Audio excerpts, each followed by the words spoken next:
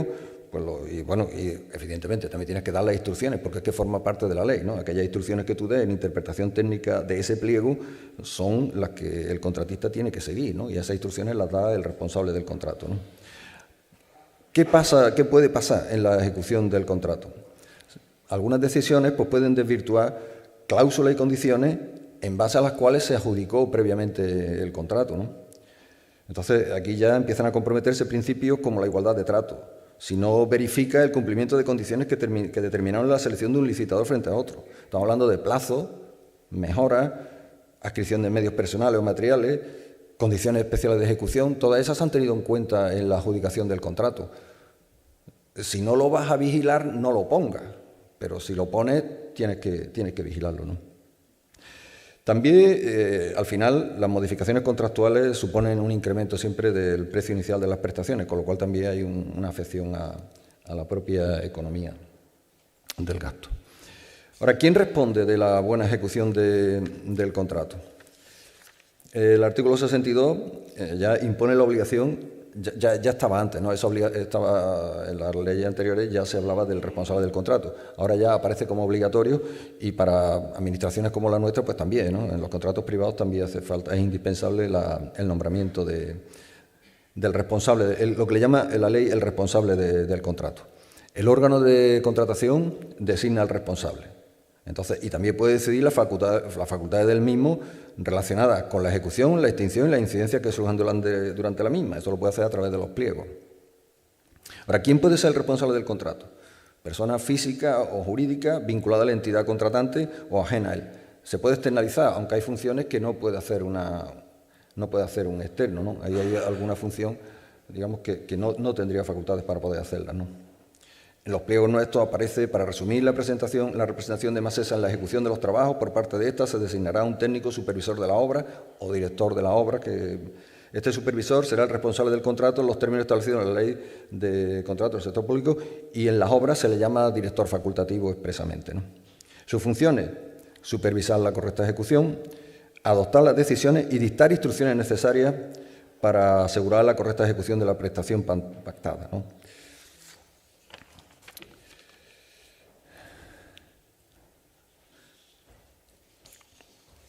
¿Qué funciones, aparte de estas, qué otras funciones tiene?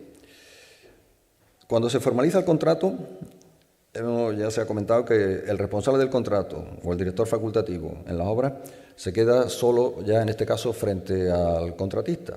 Entonces, este cara a cara entre la empresa adjudicataria y el supervisor del contrato, pues la verdad que crea a veces un clima expuesto. El perfil profesional del responsable del contrato normalmente tiene amplios conocimientos de la materia que ha contratado, pero es insuficiente, con esto es insuficiente. Tiene que tener, yo lo recomiendo, que tenga una correcta coordinación con el personal asistente al órgano de contratación. Tiene que seguir en contacto con las unidades de contratación, gestión económica, los servicios jurídicos, porque tiene que garantizar el cumplimiento legal, no solamente desde el punto de vista técnico, sino el cumplimiento legal de cada una de las incidencias que puedan surgir durante la vida del contrato. Evidentemente, responsabilizando a quien corresponda de su incumplimiento y aplicando las penalidades previstas si procede al contratista. Entonces, aquí, ¿qué corresponde por ley al responsable del contrato? La propuesta y aplicación de penalidades por incumplimiento parcial, cumplimiento defectuoso y demora en la ejecución de obras. Hay una aplicación que tiene, es que si hay un retraso en la ejecución y este no es imputable al contratista, debe informarlo, a efectos de que el órgano de contratación pueda permitir una prórroga en la ejecución de esa obra, ¿no? En los contratos de servicio le dice la ley que tiene que dar las instrucciones para la interpretación, darle las instrucciones al contratista que corresponda. Y en algunos contratos de servicio puede programar también anualidades. Ahora, ¿es suficiente la figura del responsable del contrato? La lista de funciones del responsable del contrato es abierta, ¿no? Entonces, ahora hay que prestar atención que se le pueden o deben atribuirse al responsable del contrato en el control de las obligaciones en materia medioambiental, social o laboral, y también en el control de las condiciones especiales de ejecución que aparecen en todos los pliegos, ¿no? Al menos desde mi punto de vista, podríamos hacer algo más. Su nombramiento no está sujeto a ninguna exigencia, como capacidad técnica que se le supone, u otra formación necesaria que pudiera tener en algunos contratos, ¿no? Y que le podrían permitir asumir esa responsabilidad con un poquito más de desahogo, ¿no? Entonces entiendo que hay que exigirle, que ya se hace ya, exigir requisitos formales para garantizar que no existen conflictos de interés en su nombramiento. Aquí coincido con algo de lo que os he dicho antes. Entiendo que serían adecuadas las medidas de transparencia respecto de su nombramiento, de sus atribuciones, que pueden aparecer en los pliegos, pero también de sus decisiones e instrucciones. ¿Cómo hacerlo? La verdad que habría que trabajarlo, pero que quizás esa transparencia sí que beneficiaría, y lo mismo que hemos dicho antes, que no pasa nada, que aparecen los informes de los modificados, aparecen los informes de las adjudicaciones y no pasa nada, pues tampoco pasaría nada si sus decisiones o instrucciones, siempre dentro de un ámbito que no sea el día a día de mandarle un correo para decirle que las 4 cuadrillas que tenía que haber mandado no estaban o han llegado media hora tarde, pues quizás no sea eso. También tiene el responsable del contrato, también tiene el apoyo el apoyo jurídico y el de control económico. Este es fundamental para el responsable del contrato, por lo menos desde mi punto de vista, para poder controlar el desempeño de las empresas privadas, ¿no? Aparte de eso, el órgano de contratación tiene también facultades de dispensión, de acuerdo con la ley en determinados aspectos, ¿no? Luego también el órgano de contratación debe tomar las medidas aplicables para el cumplimiento por parte de los contratistas de las obligaciones en materia laboral y social.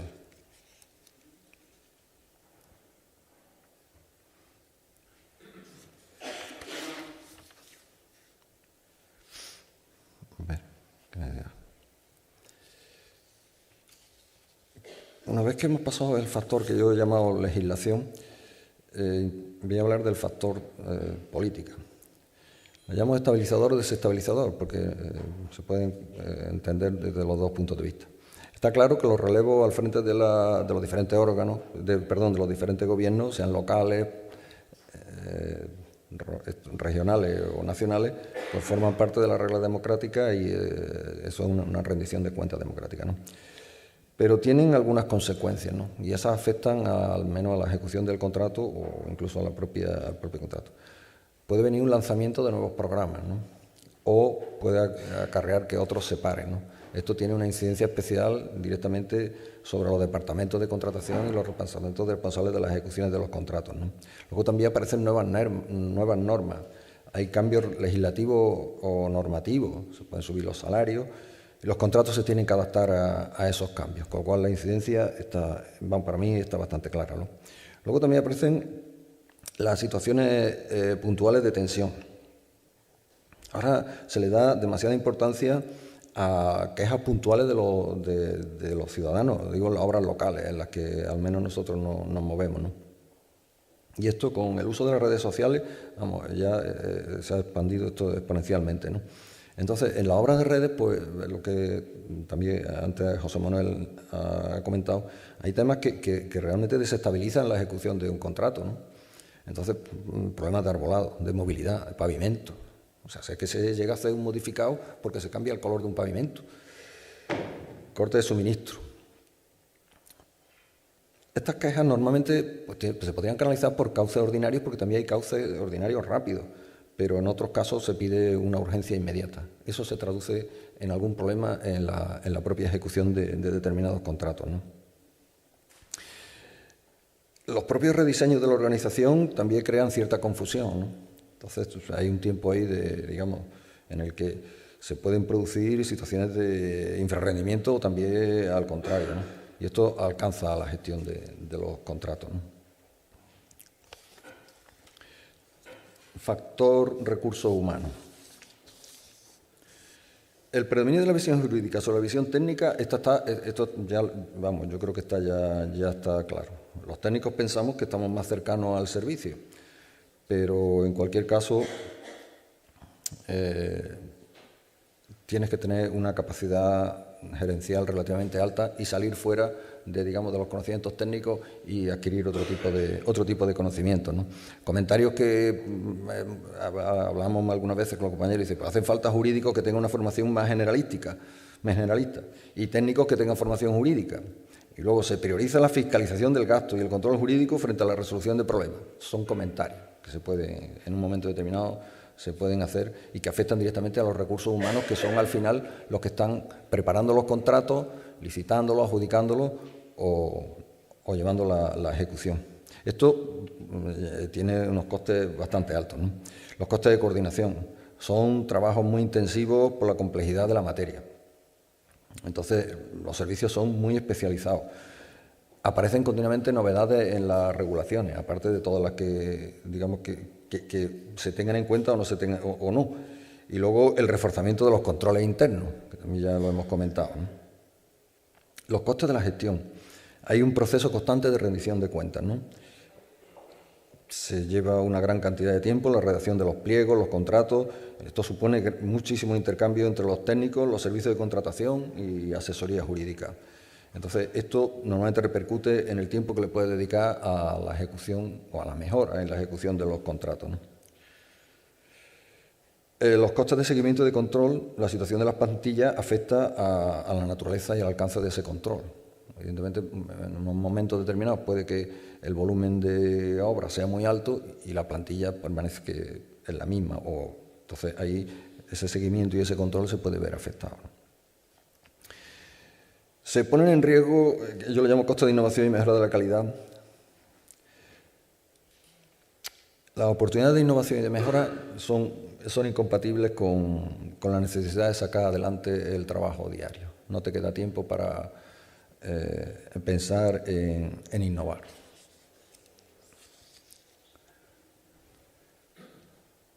A ver.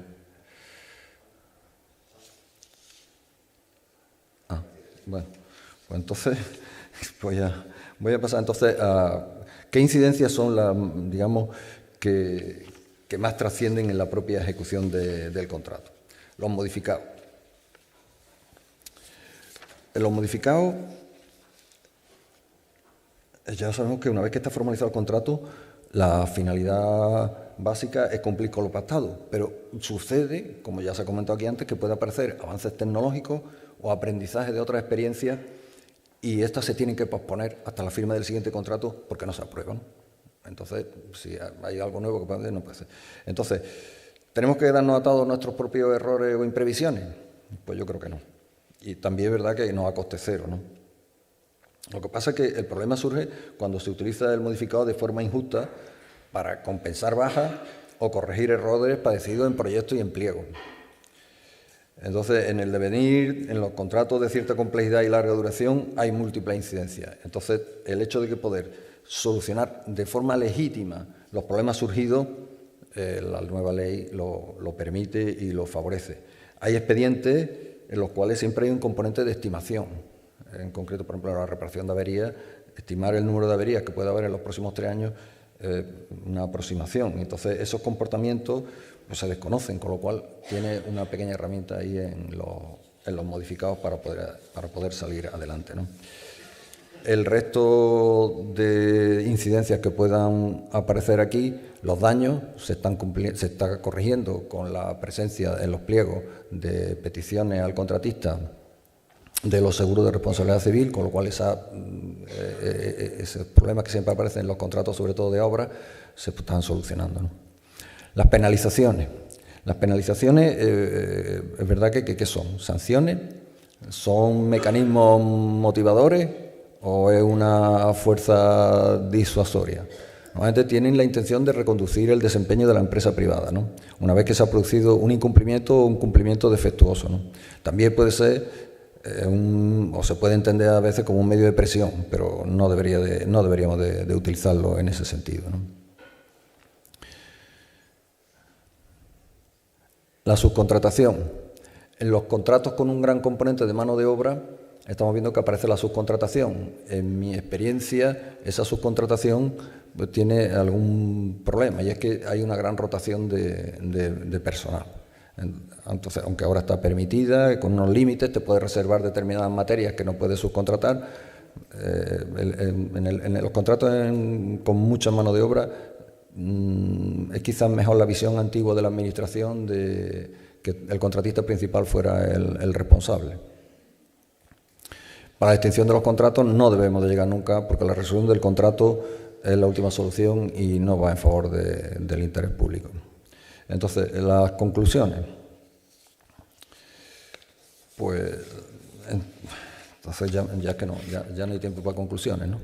Nos dejamos así, ya me he pasado.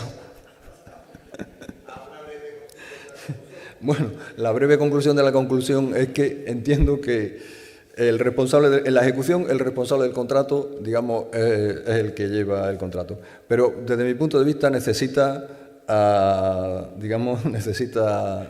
contratación, necesita su conocimiento, necesita también control presupuestario que le ayuden y asesoría jurídica que le echen una mano, porque si no, ya...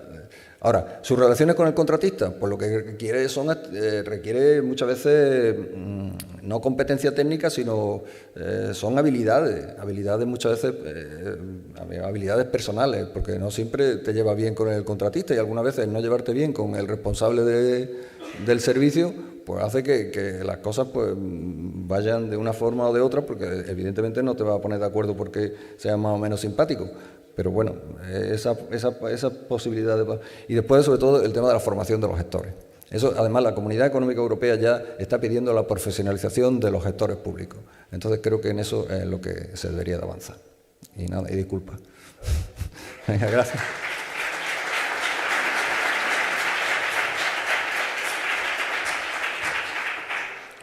A ver, Juan, me acabas de abrir un nuevo negocio fantástico sobre... Vamos a programar en la escuela el curso Dará técnico en gestión de la ejecución de los contratos. El anuncio ya, que no sé cuándo saldrá, pero saldrá. Porque evidentemente Juan ha puesto el dedo en la llaga de que es importante que los responsables de la ejecución de contratos tengan una formación adecuada.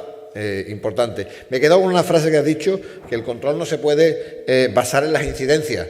Que las incidencias forman parte de la ejecución del contrato, pero el control no se puede basar en las incidencias. Yo hablaba del papel de policía, que es necesario, evidentemente, el papel de policía, pero también hablaba de la colaboración, de la cooperación necesaria entre contratista y contratante, porque es necesario, y lo hablaba hace un momento con Juan Carlos Blázquez, es necesario promover un cambio cultural en las empresas, que haya esa relación de cooperación necesaria entre la empresa que contrata y la empresa que ejecuta el contrato. A lo mejor tenemos que incidir por ahí mucho más y tenemos que abundar en ese cambio cultural en la empresa. Porque miren ustedes, ayer le confesaba a Raúl que para preparar este debate y esta pregunta, pues yo soy economista, no soy experto en contratos, pero me fui al recurso que hoy utilizamos muchos españoles, que es el famoso ChatGPT. Y le dije a ChatGPT, a ver, dime cuáles son las diferencias de objetivos a la hora de ejecutar un contrato entre el contratista y el contratante. Y en un segundo me sacó, lo quiero leer para que no se me olvide, me sacó objetivos completamente diferentes del contratista y del contratante en la perspectiva y objetivos del contrato, en las responsabilidades del contrato, en los recursos, en el enfoque en la calidad frente a la rentabilidad y en la gestión de riesgos. Para cada uno de esos 5 elementos, el ChatGPT me daba objetivos completamente diferentes entre el contratista y el contratante. Los dos son a los que les interesa que el contrato se ejecute eficientemente. Sin embargo, tienen objetivos diferentes. Algo estamos haciendo mal. Pero bueno, el ChatGPT evidentemente no es, de momento no genera jurisprudencia, ¿no, José Luis? Yo creo que estamos todavía en la fase de que el ChatGPT todavía no ha entrado en nuestra vida de forma eficiente. Pero es cierto que hay que insistir en una confluencia de intereses entre el contratista y el contratante, y eso quizás estemos poniendo la primera piedra en este sentido. Bien, ahora viene la siguiente mesa de debate. Déjame que voy a coger exactamente la agenda para que no se me olvide, si es que la encuentro. Aquí la tengo. Hemos visto la ponencia del profesor Carrillo, hemos visto la perspectiva de la empresa contratista y la parte que contrata, hemos visto Juan Vilches ha hecho un recorrido por los principales aspectos de la ejecución de los contratos, un recorrido bastante exhaustivo. Perdona la premura, pero creo que ha quedado bastante claro y muy meridiano lo que has contado. Y ahora vamos a ver un panel donde queremos hablar de cuáles son las claves para mejorar esa eficiencia. Y para esta mesa le pedimos a Claudia García que nos ayudase en su moderación. Claudia García es la directora de la empresa ADE Impulsa, que es una empresa joven, lleva solamente 2 años de vida, pero en este corto espacio de tiempo creo que ha conseguido una penetración en el mercado del sector de servicios públicos muy interesante. Es profesora de la escuela, también tengo que decir que de las profesoras destacadas de la escuela, y ella tiene relación con muchas de las empresas que aquí se concentran. De hecho, además, Claudia es la secretaria técnica de AGA, que es una de las 2 asociaciones de empresas gestoras de aguas a nivel nacional. Y a Claudia le hemos puesto un panel de gente muy sesuda, muy interesante y con perfiles muy diferentes, ¿no? A Ramón González de Aljarafesa, que ahora lo presentará Claudia, a Guillermo Cao de Masa, le agradezco su presencia porque además ha venido desde Málaga en el AVE esta mañana, y a José Antonio Durán, que nos acompaña desde Córdoba. Así que le pido a los 4 que se incorporen al estrado para empezar la sesión. Como no os levantéis y vengáis, no nos enteramos. Me falta ahí está Guillermo. Pues venga, adelante.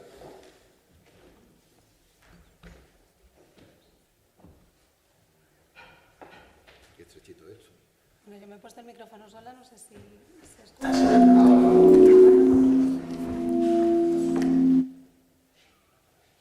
Bueno, Jesús.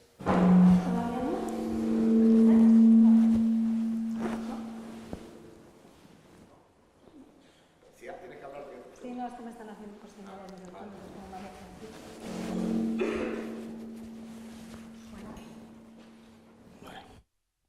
¿no?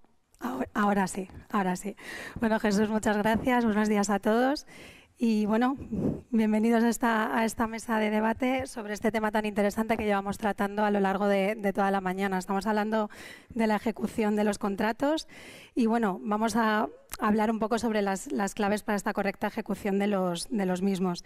Tengo, como decía Jesús, pues a Guillermo Cao, que es director de Administración y Finanzas de Masa, a Ramón González, director de Operaciones de Aljarafesa, y a José Antonio Durán, jefe de área de operaciones de Maxa. Venimos hablando de muchas cuestiones a lo largo de la mañana y sí que queríamos enmarcar un poco esta mesa en lo que son los contratos de servicios, diferenciándolos un poco de la ejecución de los contratos de obra o de la ejecución de los contratos de concesión de servicios que tienen su propia naturaleza jurídica con el traslado del riesgo operacional. Y vamos a dividir un poco la mesa en 3 cuestiones, en 3 bloques, que además hemos hablado de ellos a lo largo de la mañana. Sería la importancia de las actuaciones preparatorias del contrato, la propia ejecución del contrato y cómo podemos trasladar las experiencias de la ejecución en la siguiente licitación, que sería un poco contratación circular. Si me lo permitís, hablamos todo el día de economía circular, quizás tengamos que pensar en esta contratación circular de cómo vamos introduciendo los distintos aprendizajes en las siguientes licitaciones.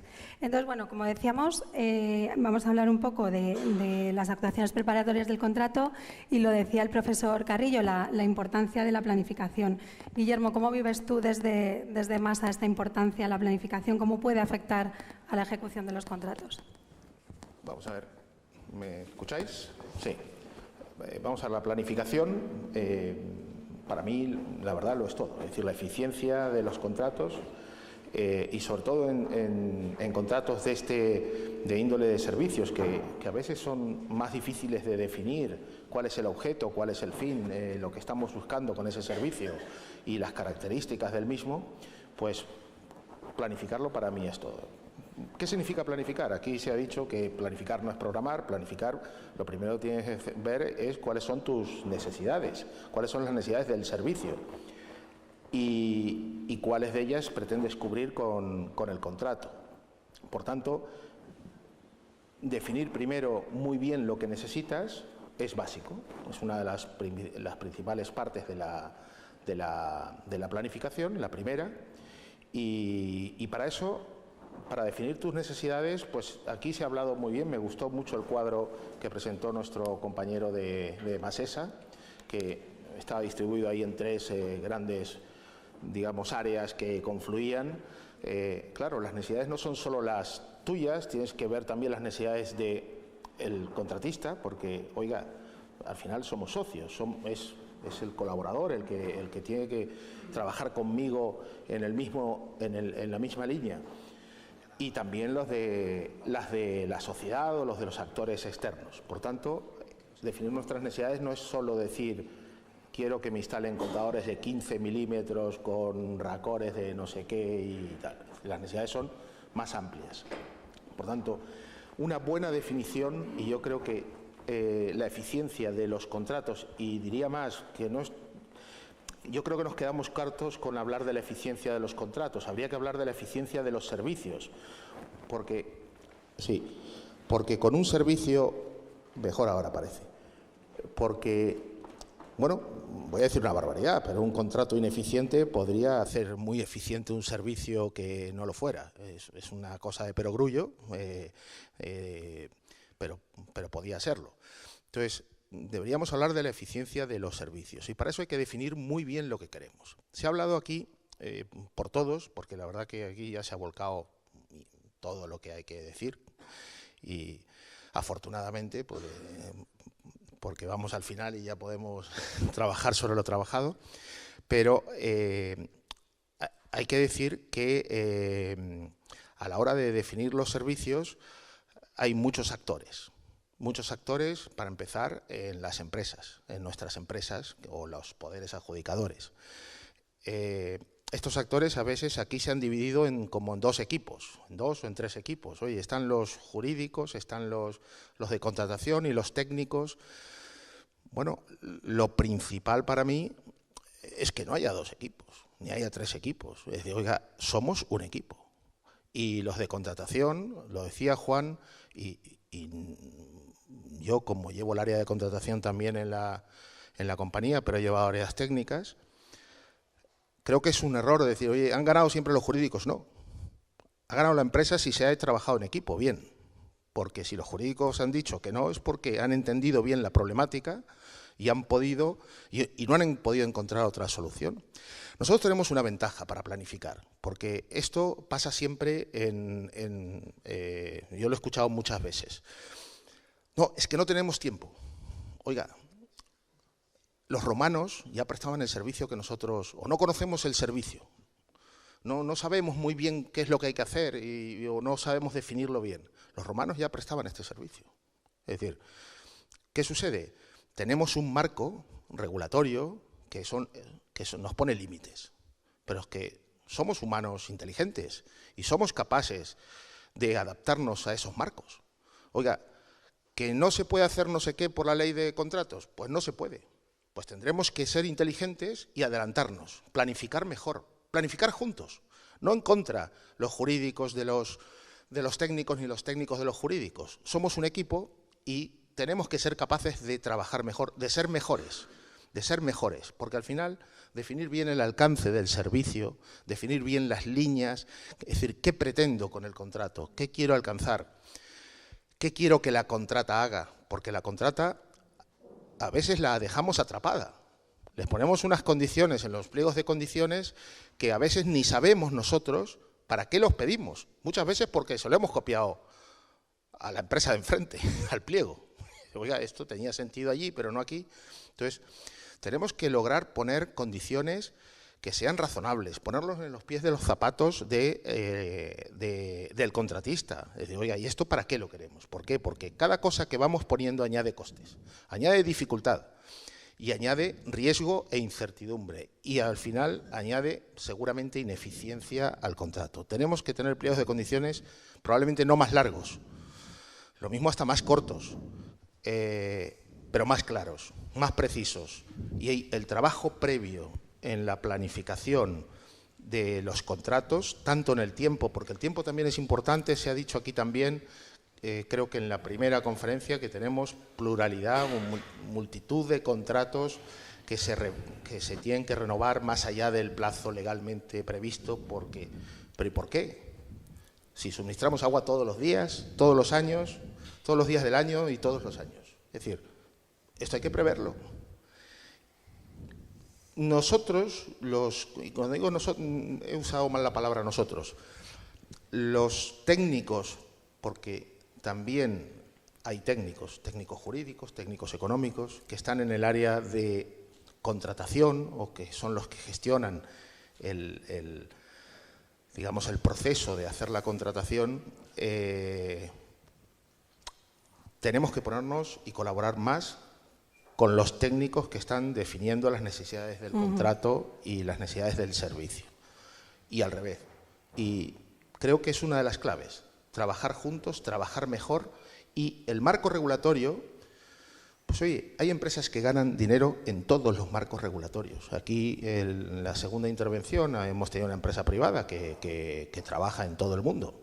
Y seguramente trabaja en entornos, algunos más difíciles que el nuestro, y seguro que siguen ganando dinero allí, porque al final los humanos nos tenemos que adaptar, tenemos que ser un poco mejores. Es verdad que, y lo decía Juan en la última conferencia, en su última charla, oye, tenemos que mejorar los perfiles de nuestra gente, tenemos que ser mejores profesionales, tanto los técnicos, que a veces creen que su trabajo termina poniendo el contador, y que empieza poniendo el contador, no, empieza antes, mucho antes, definiendo el contador que quieres poner, cuándo, cómo, en qué condiciones,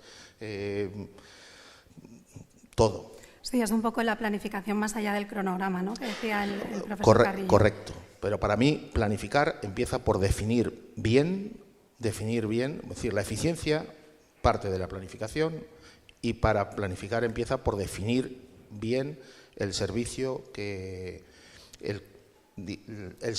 pretendes contratar. Y para eso además requiere una colaboración estrecha en un solo equipo, entre los técnicos de la empresa y los que ejecutan el contrato y los que llevan el cauce, digamos, más jurídico de contratación.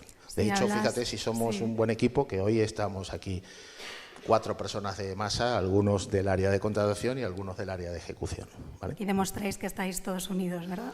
Sí, hemos desayunado juntos. Muy bien. Eso es importante. Hablas de definir el servicio, y al final el servicio, esa definición, te va a condicionar la definición del precio. El profesor Carrillo lo decía, tenemos que buscar contratos en los que confluyan una prestación del servicio dentro de los términos de calidad-precio que además establece la Ley de Contratos del Sector Público. ¿Cómo afecta la definición del precio, Ramón? Yo creo que el suyo funciona, sí, que no lo va a necesitar, sí. Guillermo. ¿Se me escucha? ¿Cómo afecta esa definición del precio a la futura ejecución del contrato? Es decir, al final, si el precio no está bien definido, si establecemos unos criterios de valoración muy enfocados en el precio y no tanto en la calidad, ¿cómo puede afectar en la ejecución del contrato? Bueno, pues vamos a partir de que ya hemos conseguido hacer unos buenos pliegos concretos, claros, concisos. Hemos frenado nuestra creatividad, hemos digerido o hecho bien la copia de esos otros pliegos que nos ayudan a la elaboración del nuestro. Nunca es una simple copia, no creo que nadie copie un pliego y le cambie el membrete y lo licite. Y ahora hay que poner el precio. Y cuando le queremos poner el precio a nuestros servicios, pues no es una tarea fácil. Y haciendo un poquito de reflexión, voy a apuntar solamente 4 aspectos que nos enfrentamos las empresas contratantes, como decía Jesús, las administraciones, como gusta decir mucho en nuestro sector a los contratistas, las empresas públicas, que es lo que somos al fin y al cabo. Por un lado ¿somos capaces de saber el precio real de lo que estamos configurando en un servicio?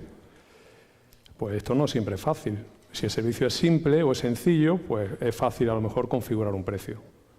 Por otro lado, si hemos licitado este servicio en ocasiones anteriores, pues tenemos un histórico de lo que nos está costando, lo que ha pasado en nuestras licitaciones, cómo se ha movido el mercado y qué precio le ha puesto. Luego tenemos el mercado. Podemos ir a la plataforma y buscar servicios similares y haciendo comparación homogénea, que no siempre es fácil, porque para eso hay que estudiarse el pliego que estamos mirando, a ver los precios que tiene. Pues estos son una serie de ingredientes que nos ayudan a configurar el precio. Por supuesto, la experiencia de empresas que a lo mejor llevan más camino recorrido que nosotros en esto. Y no quiero dejar ahora mismo pasar la oportunidad de nuestra experiencia en Aljalafesa, cuando licitamos por primera vez un pliego importante de depuración de aguas residuales, pues en Emasesa nos ayudaron mucho a configurar este precio porque desconocíamos realmente cómo se comportaba lo que veníamos haciendo con medios propios luego cuando salía al mercado. Ahí tenemos una variable. Otra variable, la estructura de costes, porque nos damos cuenta de que hay veces que es muy importante la forma en la que vamos a pagar el servicio. Y me explico con un ejemplo. Nosotros configuramos una estructura de costes para la depuración de las aguas residuales en la que analizamos los costes fijos, que no dependen nada más que del paso del tiempo, y los costes variables que dependen del agua que se depura en las plantas. Y pagamos de esa forma. Pagamos un término fijo y un término variable. A final de mes contamos los días del mes, los metros cúbicos que se han depurado y pagamos según eso, según la oferta que nos ha hecho el adjudicatario, el contratista.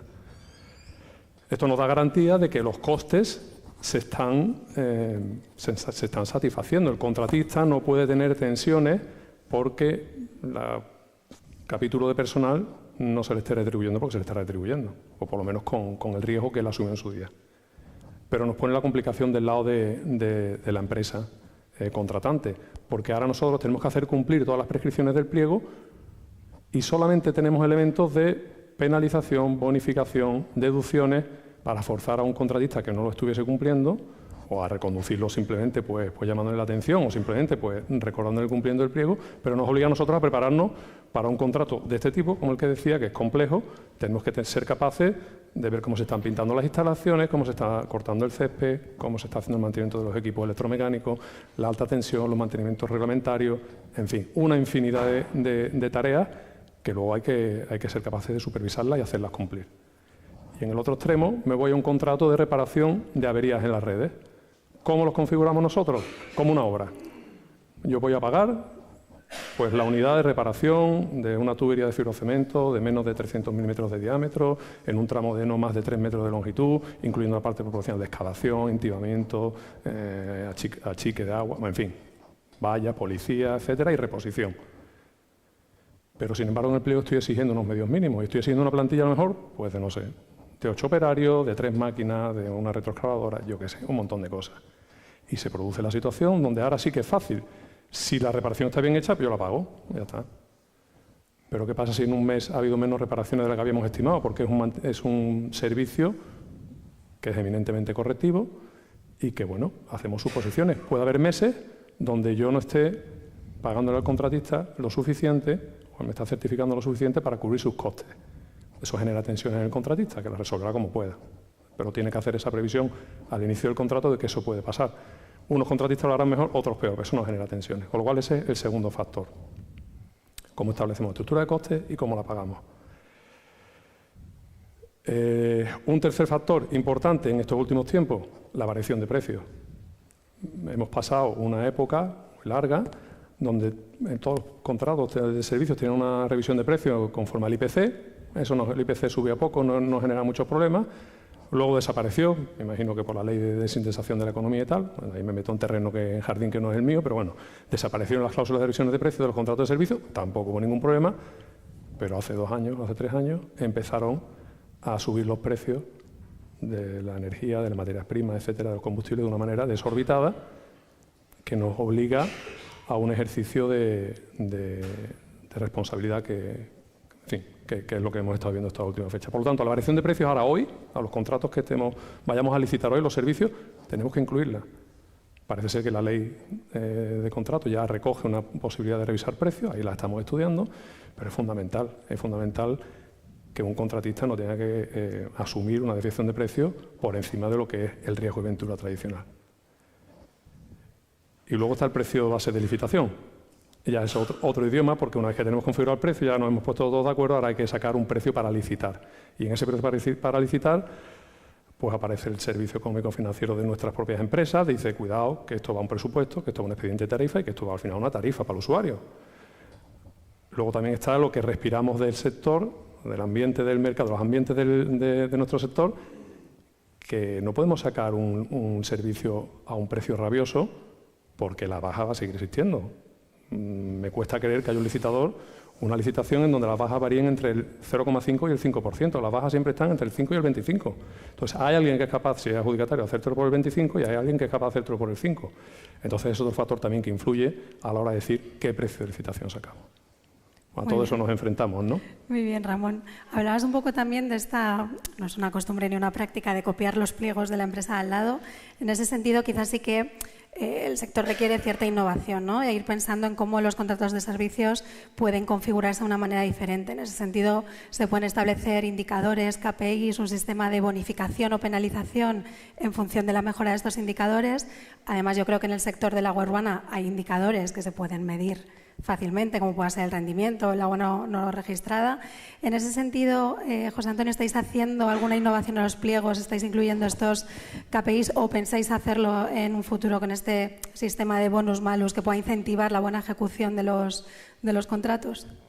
Bueno, es evidente que no se puede saber la eficiencia de un contrato si no medimos. Tenemos claro que estamos midiendo y que en el sector del agua lo tenemos muy claro y es fácil hasta cierto punto compararnos unos con otros. Entonces, la medición del servicio, en este caso, pues es clara. Y evidentemente la incidencia de los contratos en esta medición pues es directa. Evidentemente lo que nos están haciendo es nuestros resultados, nuestro KPI va directamente relacionado con cómo se esté desarrollando ese contrato. Entonces, bueno, creo que no nos queda otra que ir metiendo cada vez más formas de más indicadores en el contrato para poderlo pagar. Es verdad que quizás hemos pasado del momento que solo metemos indicadores o KPI para penalizaciones. Y las penalizaciones tienen un problema, y es que son servicios que hay que seguir prestándolos, y es que no podemos rescindir. No son contratos de servicios que se puedan rescindir. Y bueno, llevamos toda la mañana hablando. Nos tenemos que llevar bien. O sea, somos un equipo y cuando nos montamos como equipo nos tenemos que empezar a trabajar para que los dos ganen, ¿no? El contratista gane y la administración, bueno, pues gane, ¿no? La empresa pública, ¿no? Esto es un win-win. Y a mí, yo soy de los de mucho ChatGPT y creo que Jesús lo ha visto muy claro. Bueno, es que a lo mejor el problema es que no podemos tener indicadores tan diferentes. Es que estamos analizando indicadores del servicio, lo que nosotros queremos, con los indicadores que sabemos que quiere el contratista. Entonces, evidentemente, el contratista quiere ganar dinero. Es que en eso estamos. Y nosotros empatizamos. O sea, yo creo que las administraciones aquí se está viendo.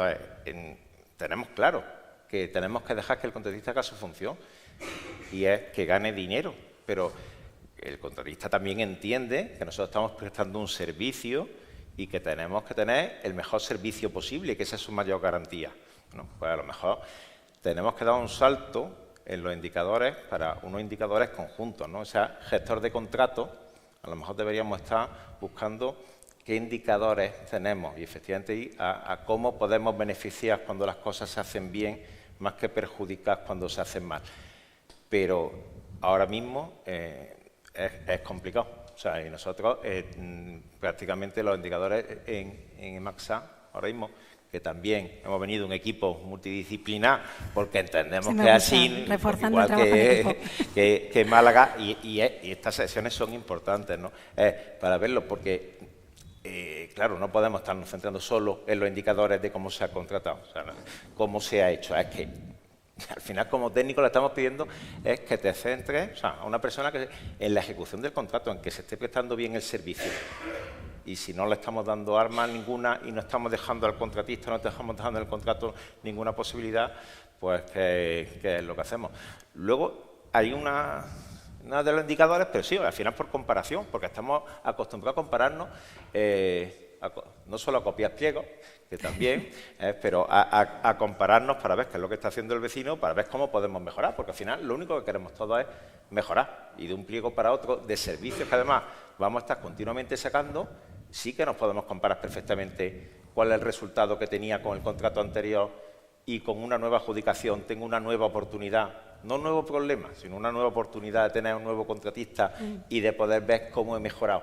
Y a veces acertaré y a veces me equivocaré, pero con nosotros mismos con el contrato anterior, en nuestros propios indicadores, es una comparación evidente. O sea, que no es para ver si el contrato es eficiente, ¿no?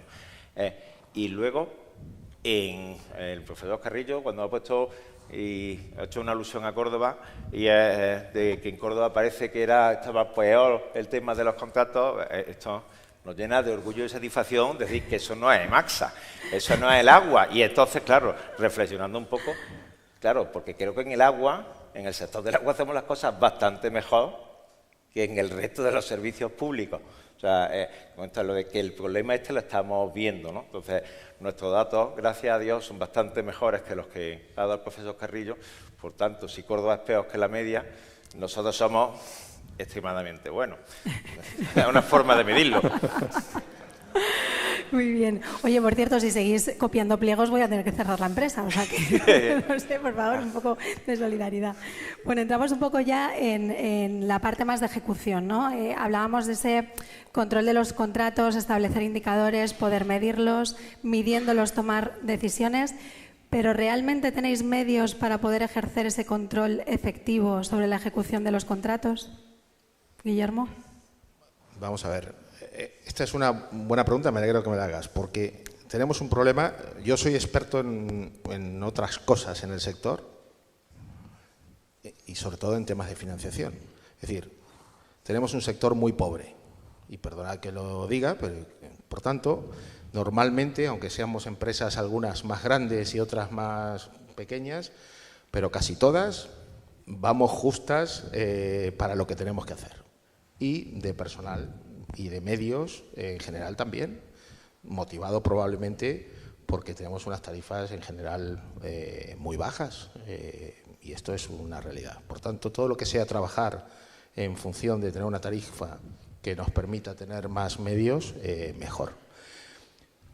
Sí, tenemos relativamente pocos medios para hacer ese control de la eficiencia, pero y perdona que vuelva atrás, si tú has definido bien lo que quieres, si tú has definido bien lo que tienes que hacer, lo que tiene que hacer el contratista, y eso se enlaza bien con lo que necesitas, con lo que verdaderamente necesitas, y si has definido buenos indicadores, si has definido un buen precio, que definir un buen precio, tú decías antes como criterio, y ahora hablamos del precio base de licitación, que no tiene nada que ver con que oye, si hemos definido un buen precio de licitación,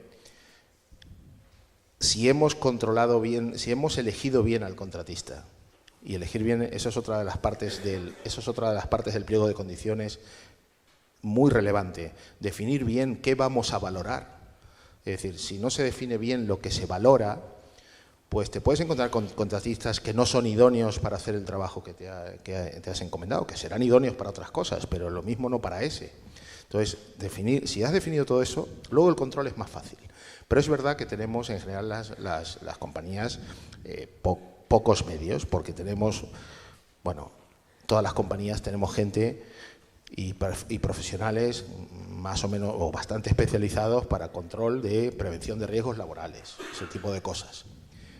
Pero la calidad al final del contrato pues suele recaer en el titular, en el responsable del servicio, que tiene su necesidad de que el servicio no decaiga y bueno, y que es razonable. Entonces, en general están infradimensionados, por tanto, todo lo que sea ayudar a tener mejores profesionales y más profesionales para la ejecución de los contratos en nuestras empresas, eso será vital. Y si tenemos bien definido todo lo que queremos y con contratas solventes, pues será mucho más fácil hacer esa fiscalización, ese control. A mí la palabra fiscalizar, fijaros que no me gusta. Bueno, decía Juan, ejercer esa labor de policía, ¿no? Sí, pero que a veces nos da miedo Es decir, aquí, para mí, un contrato, tú citabas bien, Jesús, que ChatGPT te daba intereses distintos en un contrato, pero al final un contrato, las partes se encuentran en un término medio y debe cumplir, un contrato debe cumplir las expectativas de todos. Es decir, en un contrato todos ganamos y todos perdemos algo. Es decir, oye, yo preferiría que me pagaran infinito y seguramente el que me contrata preferiría pagarme cero. Y en el término medio seguramente encontramos. Por tanto, yo no digo que yo no quiero buscar palabras que sean eufemismo, pero a mí la palabra fiscalizar y policía no me gusta. Es decir, creo que el contratista es un colaborador, un colega, un señor al que tenemos una empresa que nos viene a ayudar. Lo único que hay que hacer es decirle las cosas claras al principio y darle dinero para que gane dinero, porque si tú has definido un mal pliego, has definido un mal precio, has definido unos malos indicadores, pues esa empresa va a perder dinero, y si pierde dinero va a sufrir ella, pero es que vas a sufrir tú, y al final van a sufrir tus ciudadanos. Tenemos que, no sé qué palabra encontrar, que no sea policía o fiscalizar. Control. Control, sí, colaborar en el control, es decir, y hay que involucrar a la empresa, que la empresa no tiene que verse necesariamente como fiscalizada. Lo decías tú antes, oye, es que lo mismo tenemos que tener KPIs para bueno, yo no he visto muchos contratos donde se premia al que lo hace especialmente bien. Oye, pues lo mismo, ese es uno de los fines del control, que es un seguimiento y tal. Pero tenemos que ver los contratos como lo que yo creo que son, bueno, tenemos que cada uno que lo vea como quiera. Es decir, yo lo veo como algo que es colaborador, es un entorno para colaborar y que tenemos que trabajar juntos por la eficiencia. Y la eficiencia, si están bien definidas las condiciones, tenderán a confluir los intereses de uno y de otros, porque habrá poco margen para la interpretación de las cosas. Sí, al final esto que dices es interesante. Quizás la fiscalización está más enfocada en la penalización del contratista y el control más hacia esa bonificación, ¿no? A premiar el trabajo bien hecho. Quizás puede ser ese cambio en el paradigma de la ejecución que también habrá que definir en los pliegos e innovar más en esa parte a la hora de redactarlos.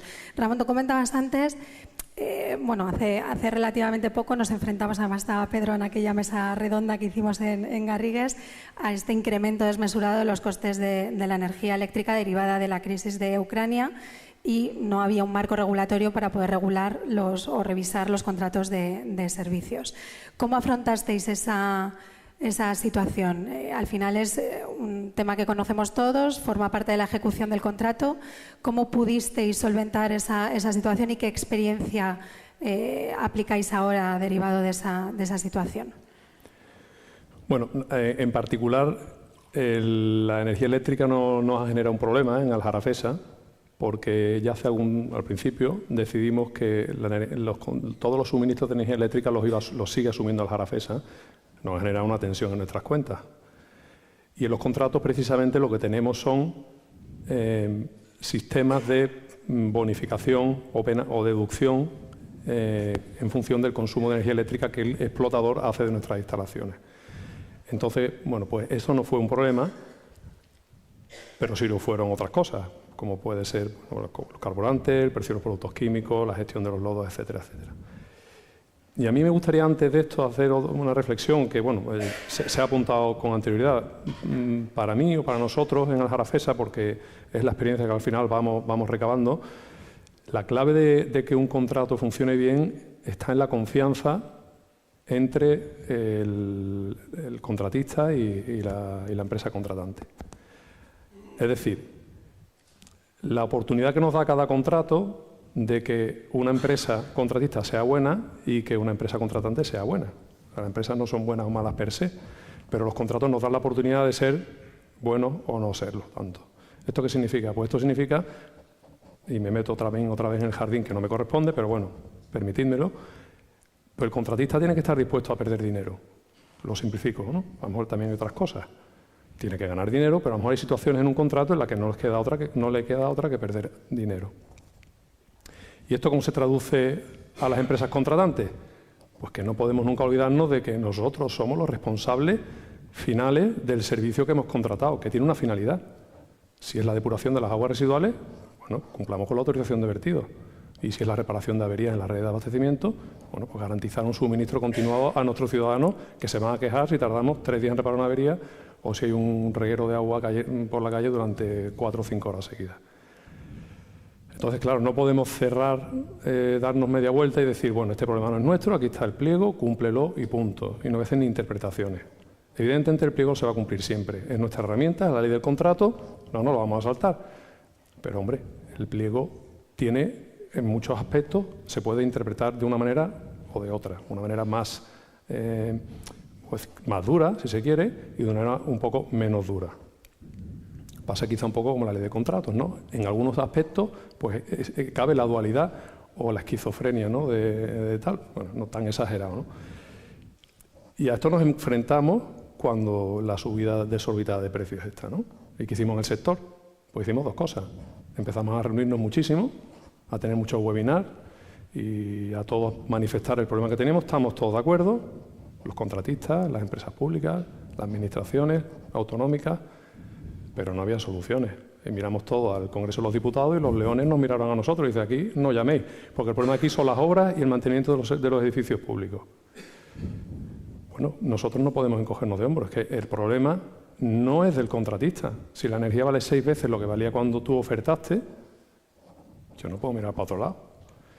Entonces, bueno, pues las empresas que hemos hecho, pues hemos empezado a estudiar opciones, los servicios jurídicos, a externalizar dictámenes jurídicos en la calle, a buscar una solidez que nos dé garantía de que el paso que vamos a dar, pues está bien dado. Y bueno, pues nosotros hemos rescindido contratos de mutuo acuerdo y hemos acordado órdenes de continuidad para ponernos a licitar de nuevo, pero claro, hemos tardado meses, hemos tardado 6, 7, 8, 10 meses, no es fácil, no es rápido, en esto no tenemos agilidad porque al final cada uno pues vela mucho por su responsabilidad y no quiere salirse del paso, ¿no? Pero esa es nuestra responsabilidad, esa es la relación de confianza que debe de existir. Nosotros cuando llega un contratista el primer día, cuando se ha firmado que está todo contento, que se le ha adjudicado a firmar el contrato, lo primero que decimos, le miramos a los ojos y le decimos, vamos a confiar el uno en el otro. Porque si tú tienes un problemón y vienes y me lo cuentas, yo lo que voy a hacer es intentar buscar soluciones. Si el pliego me deja, si no me deja, pues te vas a caer con todo el equipo y te va a costar lo que te tenga que costar. Pero yo creo que a la larga ganamos los dos. Y si no salen las cuentas, no salen los números, no sale nada, pues de nada, bueno, pues entonces tendremos que entrar en la batalla y ahora sí, en la policía, en la fiscalización y en todo esto. Pero hay otros caminos. Y nuestra experiencia es que funciona bien así. Sí, yo estoy de acuerdo. Además, yo creo que en ese momento se mostró mucha unidad en el sector, tanto en las empresas públicas, en las empresas privadas y en todas las áreas que componían las empresas, es decir, el área técnica, el área jurídica.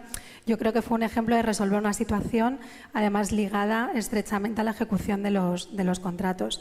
José Antonio, ¿cuáles crees que son las claves para ejercer esta buena ejecución en los contratos de servicios? ¿Qué experiencias puedes trasladar de contratos de obra? No sé si ChatGPT te ha chivado algo ahí por... Bueno, ¿cuáles pueden ser esas claves?